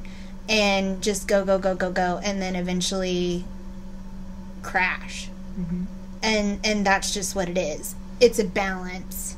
Mm-hmm. Like, the addiction, you still have to, just because you overcome addiction doesn't mean that you're going to overcome circumstantial things that life presents to you. You know, you just have to learn that these are one step at a time situations that we're going to take bite-sized amounts out of, and we're not going to self-medicate to have to deal with it. You know, and literally, it's, now this is me. Once you're able to step back from any life situation, there's only 2 reactions. Exactly. Like, you're either gonna throw yourself down and have a 2-year-old temper tantrum, or you're gonna be like, ha! Yeah. All right, let's get it. Like, here we are. Roll with the punches. Yep. And they, you know, it sounds so cliche, but really, time is the best healer. Mm-hmm. Unfortunately, your situation is going to suck in that very moment that it happens, but you can overcome it. And one thing that I do like to mention, because it's another thing, you know, we're kind of talking about taboos and trying not to make things so taboo. And one of those things is miscarriage. Yeah. I suffered a miscarriage on my son's first birthday. I lost a set of twins. I had no idea I was pregnant, and thought I was on my period and went to the hospital, and then, that was just, you know, but I share that story, not so much, like, you know, sometimes when I say it, people are like, why would you talk about that? That's awful. It's like, it is awful. It's downright terrible. I still mourn my children. But it's not talked about enough. It's not talked about enough. And I want to celebrate the babies. Yeah. I didn't get to have them, but they're not here. I didn't get to hold them, but I had them. They were miracles. I have no idea how that even... For such a precious thing to be such a challenge to an individual, to be able to have a set of twins. Exactly. Like, and even if they, that's still it's a miracle. That's incredible. And it's, people, whenever I mention it, people are like, oh, there's, you would, my wife had so many, you don't talk about that. You don't. And in certain company, no, you don't just, hi, I'm Serena, I had a miscarriage. To a stranger, but it's not taboo. My babies existed, but don't get me wrong, the time after absolutely sucked. Yeah. The time during sucked, and it's kind of a bittersweet memory for me because I did self-medicate at that time as well. I didn't want to feel anything, and but now it's like I can talk about it, and you see the growth, yeah, and people, but when I talk about it, you can see the reactions that people are just like, they don't know whether to feel happy for me or feel sad, and it's like, no, it's it was definitely an interesting story. It was definitely, because I had no idea, and I remember going to work, and I was just like, I couldn't button my pants, and I was like, gosh, I thought it was my endometriosis. And I remember telling my husband, I'm going to go to work, and if I still feel like this when I leave, I'm going to the hospital. I don't know what's wrong. And again, that dealt with, my pain meds and everything, and he was he didn't believe me, skeptical, and he said, you're just looking for pain meds, and I'm like, dude, seriously, you see my stomach? It's bloated. I look terrible. And so I went to the hospital, and the doctor came in, and he's like, yeah, you're pretty bloated. All right, I'm going to give you something for pain. And I did feel that relief, but not necessarily. It was like I was legitimately hurting. And so the doctor went out. They took some samples, and then he came back, or the nurse came back, and she said, all right, well, we can't give you what we're going to give you for pain. And I about came up off that bed, and that legitimately, I can say, was not like an addict reaction. That was a what? Yeah. I'm hurting so bad. This hurts so bad. This is, and she said, well, and at this point I thought I was going to have to fight because, a lot of people at that point were kind of catching on to my addiction. And she said, well, you're pregnant. And I remember looking at that woman like she had two heads, and I said, you got the wrong patient. Yeah. And she said, she's like, you're Serena, right? And I said, yeah. She said, date of birth, August 9th, 1986. I said, yeah. She said, sweetheart, your labs came back and you are pregnant. You are definitely pregnant. And I thought they were going to have to get a gurney for Rob. Fortunately, I was already on one, but... oh, he was there. He was there, and wow. He almost, just fell out. Just like, wait, what? And so, finally, by the time, I kind of okay, all right, this is a thing. We can deal with this. Now I know why I am feeling this way. Now okay. So then I was like, well, why am I bleeding? What's going on?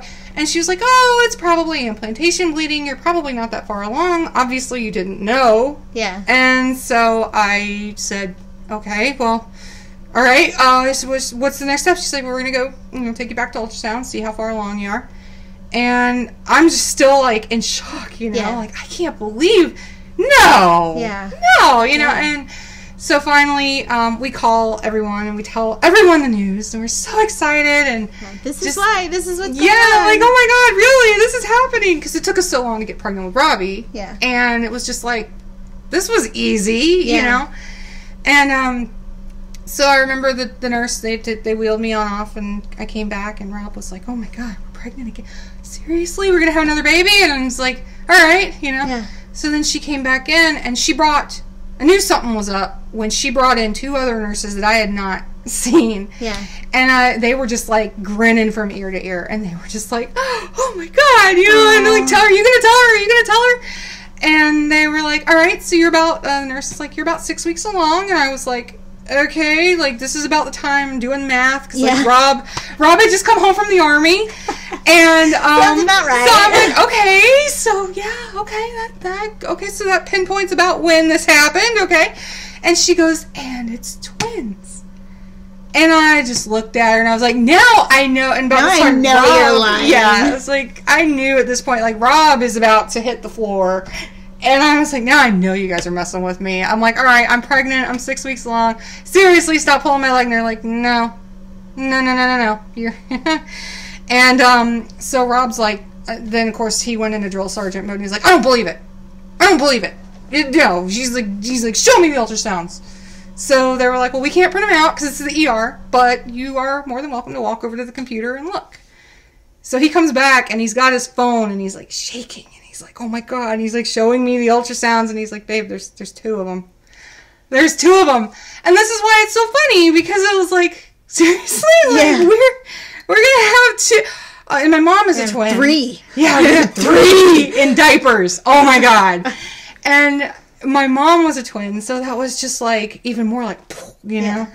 And so then we're like, Mom, it's twins, and she's like, what? And just so much excitement. And then it was like, all right, but seriously, what's the deal with the bleeding? Why is that? And then the doctor said, oh, well, you know, you need to stay off your feet. See your OBGYN Monday. We can't do anything about it now. And so it was like so exciting, and so like, and then over the weekend I lost them.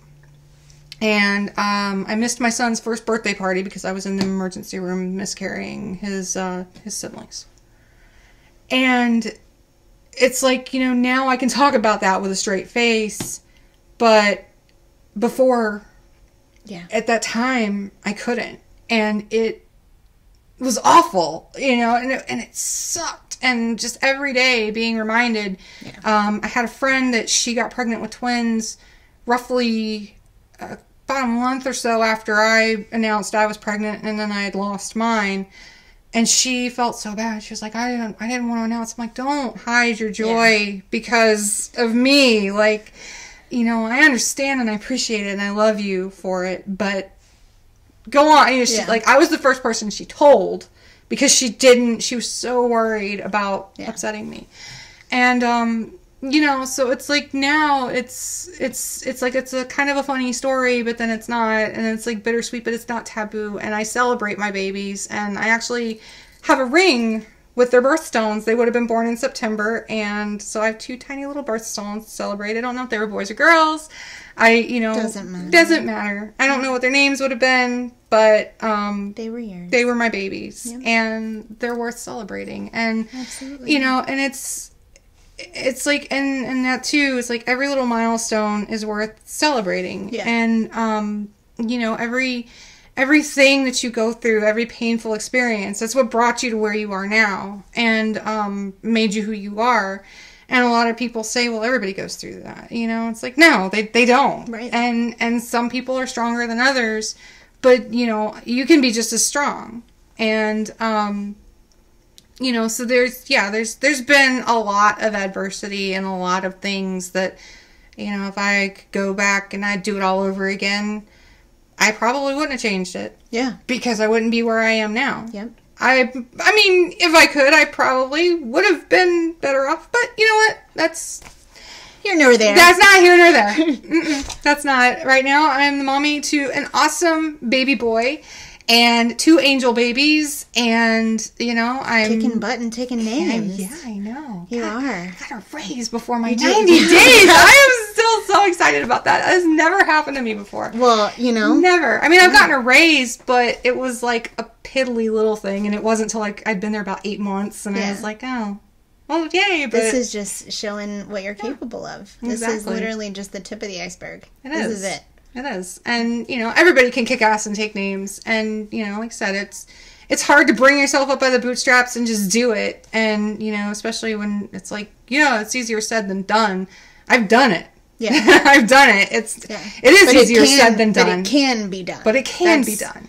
That's the end of the road conversation at the end of the day. Like, you can do it, though. Mm-hmm. You know, one of the key things that I guess metaphorically that I kind of try to associate it with is, you know, you're not any better of a person than anybody else. Like, just because I'm standing on a different chair that's a higher height than yours doesn't mean that you can't go get your own chair and stand on top of it. Like, you can do that. Mm-hmm. You just have to. Like, that's just a mentality. It's mind over matter. At that point, once you're able to understand and accept and admit and accept the fact that there's an issue, the next step is to conquer it and recovery from it. So. And it's not just moms too. I've also been there when I wasn't a mom, you know, and like I said, the whole struggle with the infertility and the idle hands. Had to find something to get me going, and because if you're just sitting around all day, that's not good for anybody. It's not conducive, it's not constructive, and it's not it's just not good for we're meant to be moving around and doing things. And like I said, there's days you have where you just can't do it. You can't, and that's okay. That is okay. But when it's consistent and it's every day, all the time, that's when you need to know enough is enough, and you need to definitely do something about it. Yeah. So, yeah, absolutely. Well, if there was if I were you and you were me and you were looking at yourself, what would you say to yourself that was a year ago self? Get your head out of your butt. Yeah. Get your head out of your butt. Do it for that little boy, and you don't have a choice. Don't have a choice. You don't have a choice. Yeah. Like, if you were staring at yourself right now and you feel all of that heat of emotion, that it's heavy, and it's like almost your face is like about to melt off from just the fear and anxiety of there's no life beyond this point, and you're looking at yourself now as a recovered addict, because you're not an addict anymore. You're a recovered addict. I'm in recovery. You are in recovery. Yeah. And that's incredible that you've made it to the year mark point. For the first, you've never been this clean this long. Never have. So if you're a recovering addict right now, over a year clean, and you're staring at yourself in that moment where you're first going into rehab. I do wish from that first point I could have seen this, but I didn't. I knew that something was better. It was going to get better. I hoped it was going to get better. And I think that if I could, but I mean, I didn't know, and if I could have seen this, if I could have seen the change that would have taken place in me, I probably would have gone like straight in there, been like, yeah, strip search me, do whatever you got to do. Like, I want to get to that point right now. Yes, I want there. Yeah. That's not to say that I'm wealthy and I'm, but it doesn't matter. You're definitely in a better place. I am in a better place. 100%. How do you feel about yourself right now? I feel great. I can honestly say for the first time in my life, I'm proud of myself. Good. And it might not mean, much to anybody else. Like, because some people say they're proud of me and it just feels like lip service. Yeah. Which is, that's to be expected, especially with, well, they don't know the whole story. They don't day to day. Yeah. They're like, oh, you're so brave. You did this, and it's like, you don't know what I've been through. And just, I don't know. It's like they mean well. Yeah. But it's hard to accept it. Yeah, it's hard. It's like me, but this time I'm actually proud of the work that I've put in, and I'm probably not at the steps that I need to be. I guarantee I am not at the 12th step. I'm not, I'm not perfect by any means. And, I think my 12-step book is honestly a doorstop. stop at this point. But, you know, it was just a lot of personal, like, just perseverance and, like, no, I don't want to be here anymore. I want out of this. I don't want to fall back to it. Yeah, not going backwards. No, I remember a few months ago, I had to have a double root canal, and they gave me the medication that I had worked so hard to get off of. And I was so scared. Because they only gave me like 4 pills, but still, that's enough to put me on my butt. That's a taste. Yeah, that's a taste for sure. I was so nervous about it, and I remember reaching out to my buddy, and who was also going through recovery, and he's also been over a year sober. So proud of you, Ben. And I just remember, like, because my husband never, you know, really experienced it. He's never been addicted, and so I just remember, like, reaching out to my friend, and I was like, this is what they gave me. They gave me this bottle. I'm only supposed to take 1. But for some reason, they wrote me for 4. And then, what it was I had to take 1 the night before, and then 1 before the procedure. So I would just kind of be like, and, you know. So I sent him a picture of the inside of the bottle, and I was like, I'm taking my 1. Mm-hmm. Here is my 1. And you can message me later and ask me for another picture and tell me to do like 2 fingers holding up or whatever, you know.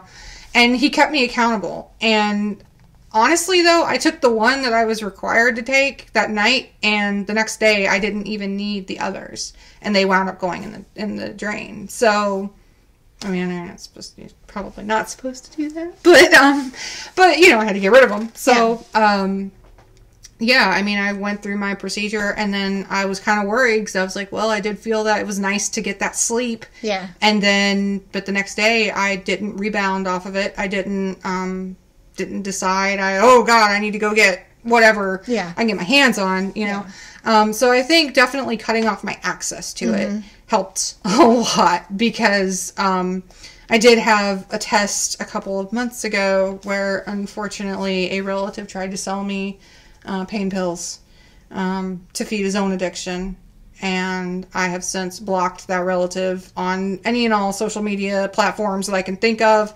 and if I ever see him, I will punch him in his face. I steer clear of him. But it's gonna happen though, and that's so important to mention that, because it's gonna happen. Yeah, it's gonna happen, and it's gonna be the crowd of people, like, who you are associated with, the crowd that gets you, and it's the crowd that you just freely followed with. But it's association. It's that guilty by association, and unfortunately, sometimes those are our closest network of friends, and that's just got to clean house at that point. Yep. And that's so important that you. I mean, I understand maybe that's, but it does. That's exactly how that happens. It does. I mean, he's overdosed several times, and, you know, on God knows what. Yeah. And I just remember he called me. I was in the middle of working. I was working, you know, doing my remote job, and I think I'd been about 6 or 7 months sober at that point. And he called me over Facebook Messenger, and he said, "Hey, you got any pain pills?" And I thought he was asking me because he wanted some, because I knew he was into them. And I said, "No, I don't have them. I don't." He goes, "No. Do you need some? I got some to sell. I'll be right over in a minute." And I was like, "No, you won't." Yeah. And at that point, it's just addiction. Yeah, like, that's just addiction. And it doesn't, you know, it could be Bob down the street, but at that point, it's like they don't. That addiction, the addiction doesn't care. Nope. As long as the addiction is fed. Yep.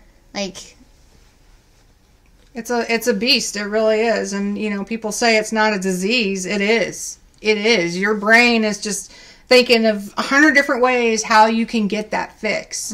And, you know, it bypasses your moral compass and who you have to hurt to get to it. And, you know, like, I knew taking my parents' pain pills they would be out if they needed them, but I didn't care. Yeah, because my addiction is fed. Right. Like, and then you'll figure that, like, we'll cross that bridge when we get to it, but it's going to be after my addiction is fed. Right. And so I would, you know, take their medications and just be like, well, you know, they don't, because in reality, yeah, they don't take their pills like all the time. Like, they're, you know, they could say, here, they're not chronically, they're not dependent on it to function. And so it was like, they're not going to miss these. Yeah. They're not going to, but then when they are needing them, like, you know, my dad had a quadruple bypass. The man needed, you know, his pain meds. And, you know, it's like, he's hurting. He's really hurting. Yeah. But I didn't care when I found those pills and was like, you'll be fine. You know?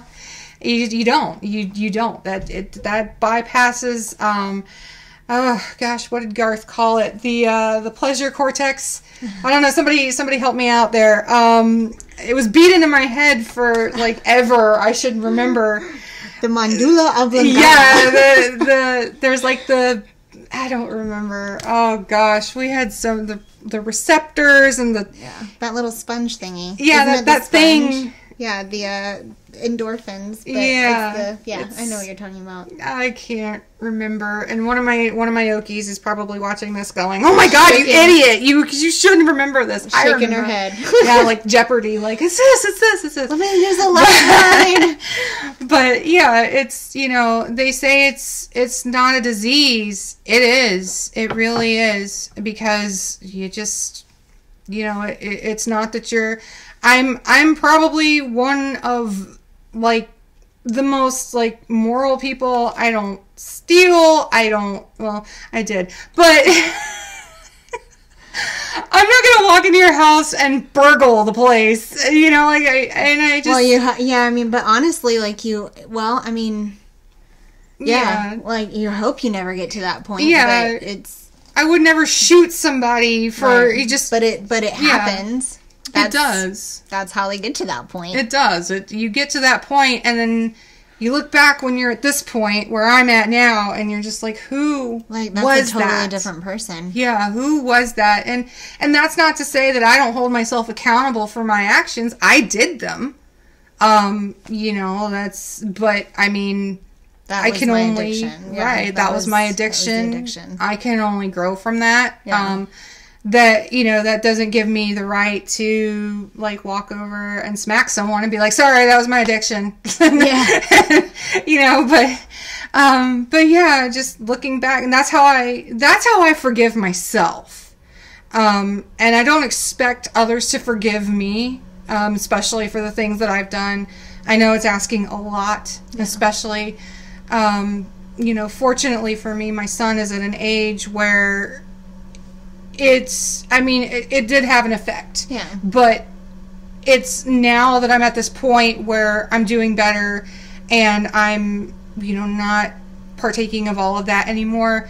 It's going to be one of those things where he'll probably remember it when he's older, they're but resilient. It's a blip. Yeah. It's a blip. Like, yeah, I remember when but then I'm trying to flood him with more good memories of mommy being better. Right. So that's why we go to the aquarium and we see the whale sharks, and we're going to Monster Jam next weekend. It's a refiltration. Yeah. It's literally, it's a 180. You have to completely rewire. Exactly. All of that. It's like, so just Casey, I like to imagine it as that cartoon where you have like an angel and you have a devil, and it's the one that you feed the most. Yep. Like, that's metaphorically as simplistic as I can explain it. Mm-hmm. Like, it's, you know, it's that, oh my God, I want that. Like, I want that so bad. Wouldn't it feel so good to have that Percocet? Like, wouldn't it feel so good to just have a couple of hours of sleep? And then you have your, you know, angel, like your super subconscious right here saying, like, you know how that's going to make you feel. You understand how, you know, you're going to have to go through all of those withdrawals again. You better not do it. You know, but, oh, wouldn't it feel so good if you did? Exactly. You know, like, it's the one, and once you get to that point where you can be on the outside and say, this is literally my choice as to which one I'm going to choose to listen to right now. This is my choice. You're in control. And once you understand that you have the control of your mind over matter, that's the only way that you're going to be able to recover from the addiction, is to get a grasp on it and be able to control. Once you control yourself, you control the outcome of any situation. Exactly. And it's, you know, it's hard. And yeah, like you said, you know, earlier talking about that craving and just that like, oh, I need this so bad. And the addiction part of it is when that voice is bigger than the voice that's saying, no, this is bad, don't do it. Yeah. And then we talked earlier about the repulsion. Like, I'm at that point now. Yeah. I am. Like, you know, sometimes I do, like, I catch myself sitting back and thinking, man, it'd be really nice to have, like, a hydrocodone. But then I think about not just the way it would make me feel for that one time, but then I'd need another one, and another one, and then that feeling, and that cycle, and that cycle, and like even now, like even if I went and had surgery, or like I had a legitimate need for it, you know, and they gave me that, I would probably just be like, how long can we manage this without that? Like, or one of the doctors that I actually did work with, he knew about my addiction, and he tried not to feed it. You know, he actually didn't. But when he knew I was having surgery, he would hold me over in the hospital for at least a night or two to be able to maintain my pain with narcotics. Mm-hmm. But then after that, I didn't get sent home with anything. Mm. So, you know, it was like, but like even thinking to that, you know, like there have been times like, man, I wonder if I went to the ER, like what would they, no, because then I got to find a ride home, and then I got to sit there for 6 hours and hope they even give that. Like, you just, no, it's not too much. It's not worth it. It's a train that you've gotten off of, and it's too much to get back on it. Yeah, it's just like at this point I'm at the point where it's too much hard work to maintain that lifestyle again. Like I like I said, I suffered 12 Oaks. I had to walk in the snow, in the cold, freezing Florida. Uphill, both ways. There was a hill, and we got to watch the techs drive on a golf cart while we all walked like jackasses up to the modular in order to get to our class. But you know what? If that's the price I had to pay to get back to my baby boy. Yeah. And, you know, and that also, I went to rehab December 6th, and I missed Christmas. I missed New Year's with my baby, and I damn near missed his birthday. Oh, wow. And I was like, never again. I remember Rob sending me pictures of Robbie opening all his presents that I had got to buy with Rob. Like, stuff I was so excited to see him open, and I didn't get to see it because I was an idiot. Yeah. And, you know, it's just not worth it. It's just not worth it anymore. Not that it was ever worth it to begin with, but I just didn't know how to get off of that cycle. And, you know, I also managed to lose a couple of people this year that I went to rehab with, Joey and Tanner. Unfortunate, you know, we lost them. Passed away, overdose. Oh, wow. And Joey was a sweet individual, like, would have given you the shirt off his back. Tanner, oh my gosh, Tanner was just like an angel on earth. I mean, Tanner was so awesome. And just a baby. He was only 19. Oh, wow. He was only 19, and he had a baby of his own, and you just, you know, like that one. I mean, I took them both pretty hard, but Tanner was the worst, because that was my homie, that was my buddy, and but you know, it puts it in a completely different perspective, though, when that unfortunate hits so close to home, and then you realize, like, that could be me. Yeah, I could, and it's unfortunate. Like we went to a reunion for the rehab in November. And I got to meet his little baby boy, and I got to hold him, and it's like, you know, Daddy's not here anymore, and I just, my heart broke for his family, and that sweet little baby that's not gonna know, you know, and doesn't know why his daddy's not there anymore, and you know, it's just really humbling to see that, You know, and I have friends that unfortunately have dealt with overdose of their friends, and it's, you know, I don't want that. I don't want anybody to have to bury me for that. Yeah. You know, any other reason, sure. Right. I want to die skydiving. Yeah, skydiving. At the bottom of a pill bottle. No. And, I mean, there have been times, like, I remember one night, oddly enough, I hadn't taken anything that night, but I remember I had, what I referred, I would equate it to, it was like sleep paralysis. Mm-hmm. I remember sleeping, I was laying there, and I was completely frozen. And I knew I had to open my eyes, and I had to get up, and somebody needed to help me because I felt like somebody was sitting on me. And that's the first time I'd ever experienced anything like that. And again, I had not taken nothing. Yeah. I didn't have anything that night. And I guess I was twitching and I was hitting the wall, and it made enough noise that my parents came down the hall to see what was going on. And I remember hearing, like, they were shaking me. They were trying, but I could not get my eyes open. I couldn't move. I was frozen up, locked up. No speaking? No, but I could hear them. Oh, wow. And I could sense that they were there. And I remember my dad going, like, kind of looking over, and I had, like, my pill bottles on the side of the table, and he was like, well, I wonder what she took tonight. And then just, like, went off, and I remember that, and I wasn't, like, awake, but I was conscious, you know, and it was just, like, after that, I probably went on like that for about an hour. They finally just gave up and figured I was having a bad dream or something and left me, and I remember sitting up and just, like, and then just thinking about Dad going, well, I wonder what she took now. Yeah. And it was just, like, yeah, you know, like, that's graceful. Yeah, like, I just, you know, like, that would be my funeral. He'd be like, well, we all know why we're here, because Serena's an idiot. There would be no glory in that. Yeah. None whatsoever. That would be a frowned upon funeral. Yes. Very much so. But, if you could say something to someone that was in your shoes a year ago, right now, what would you tell that person? If they were in my shoes from a year ago. Yeah. There's no shame in getting help. None whatsoever. It's okay to reach out.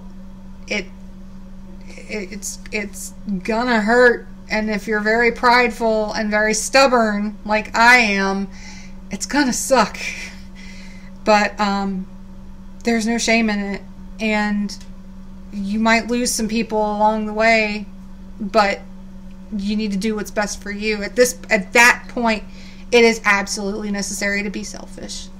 You know, you're already being selfish as it is, getting your fix, and maybe not, you know, knowing that that's what you're doing, but what's one more thing?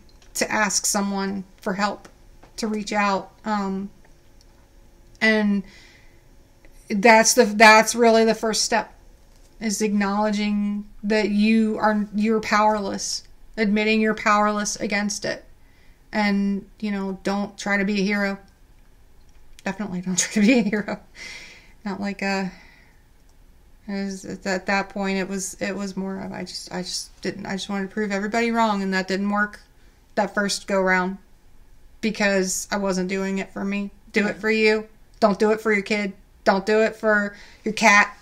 Don't do it for anything. Don't do it for anybody but yourself. Don't do it for anybody but the way that you feel. You know, especially if you're heavy in it right now, and it's making you feel horrible. Use that. Use that. Don't let the fear of the withdrawal. Trust me, it's gonna suck. There's no easy withdrawal. No matter how much medication they give you, they can give you medication to make it not suck so much, but it's still gonna suck at some point. You will throw up, and you will crap yourself, and you will, you know... It's embarrassing beyond all means, so... Mm-hmm. It's absolutely dehumanizing, but once you get past that, there's nowhere to go then up. There's only good things. Well, absolutely. It's toxins that are leaving your body. Like, that's you withdrawing from the toxins that you're putting in your body. So when it's coming out both ends and there's nothing you can do about it, that's your body rejecting. It's your body starting to clean house and reject those toxins that you've been feeding yourself. Yeah, because your body knows that's not supposed to be there. I mean, your body is an incredible vehicle. It's meant for donuts, not drugs. Yes, donuts. Do donuts, not do drugs. Donuts, not drugs. Do donuts, not drugs. In moderation. Moderation. Oh, yeah. Well, is there anything you want to add? I mean, is there like any strength you want to give? Any final piece you want to say? Yeah, actually, I do. As far as, you know, I did come to find that I felt like I wasn't like a lot of people because, like I said, the whole faith thing, the whole, you know, there are a lot of people like me that are atheists that don't reach out because they are shying away from recovery programs that kind of encourage that, you know, your higher power doesn't have to be God. Your higher power does not have to be an entity whatsoever. Your higher power could be your favorite tree out in the park. You want to be good so you can see that tree for the rest of your life. You know, your higher power, like I said, mine's my son. My son is absolutely what keeps me going. It's what keeps you going. Are you an artist? Do you like to draw? Point. You can, like a focal point. Exactly. And a lot of, I did find even myself, like trying to turn away from a lot of the 12 steps recovery programs because they push so heavily on that. And it's, you know, recovery without religion is possible, and recovery with religion is possible. It just depends on who you are as a person and what you believe, and, you know, don't shy away from it because you're not religious, especially if there's a recovery going on at a church, or which there are a lot of them are, you know, a lot of them are there. A lot of them want to pray at the end of the service, and a lot of them, you know, pray to God. They quote scripture. That's okay. You don't have to acknowledge any of that. Just get into a group, get in with anybody, you know, and you have every right to fire your group. If it's not working for you, go find a new one. Go find a new one. There's so many resources out there. There's so many resources out there. Yep. Just don't feel like you're limited to one thing. You know, even if you're in a small town, you know, reach out to someone that's like you. There's plenty of Facebook groups. There's plenty of websites. You don't have to necessarily go to be in a meeting, but have someone that's going to have your back, someone you can call, someone you can say, hey, you got to hold me accountable because I can't do it. Yeah. And you have to be willing to admit when you're not strong. That there's pride and you know, stubbornness. That all goes out the door in this. Yeah. It really does. And I'm still stubborn on a lot of things, but, you know, I've had to come to realize that I am powerless against it. And, you know, if it's openly there, I'm probably gonna indulge. And that's why I said, like earlier, I mentioned, you know, putting my family, having them put their meds away and lock up their cabinets. And it is embarrassing to have to do, but it has to be done. It has to. Don't get, you know. And if that's your support system, your tribe, they're not going to care. You are more important than an inconvenience. Exactly. Like, you are not an inconvenience. But, you know, for the people that maybe don't vocalize that they have an addiction problem, or they're self-medicating or things like that, and they feel like they're going to come out and it's going to be incredibly shameful to admit it, or people are going to be shocked. Maybe. But you just have to take that chance. You sure do, because you don't roll addiction. Addiction controls you. And eventually it's going to get to a point, if it hasn't already, that everybody around you is going to be able to tell anyways. So, you know, you could save your reputation and just go ahead and say, yeah, I mean, here we are. You guys aren't surprised. Let's just, you know, let's go for it. Whatever we have to do to get it corrected. But the biggest step is admitting that you have a problem, and then it's literally downhill from there. Like, it's going to be a breezeway. It's just skydiving. You just have to jump out of the plane. And if you're not sure if you have a problem, if you're still kind of teetering on, do I, don't I, ask the people around you. I mean, they will tell you. And if you go, well, no, I don't, you might have a problem. You probably Here's do. your sign. Exactly. So, like, it's, they will, the people that care about you, no one is going to just come up and say, you have a problem for no reason. Yeah. They're not going to do that. Not even the meanest person on earth. They don't want to waste their time. They don't care.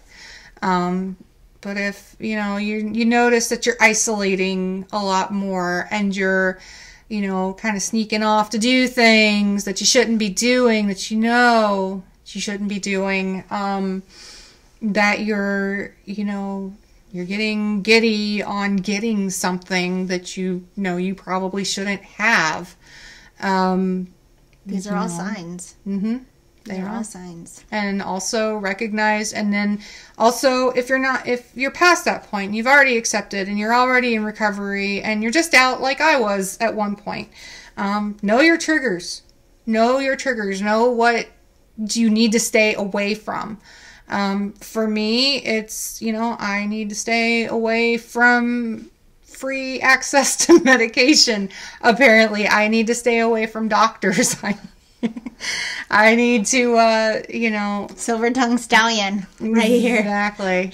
Absolutely. You know, I don't... But that's important, though. That's so important to know your triggers. It's so important to understand what the drug of choice is, why the drug of choice is this, the access to the drug of choice, and possibly, like, the association around the drug of choice. And if these are...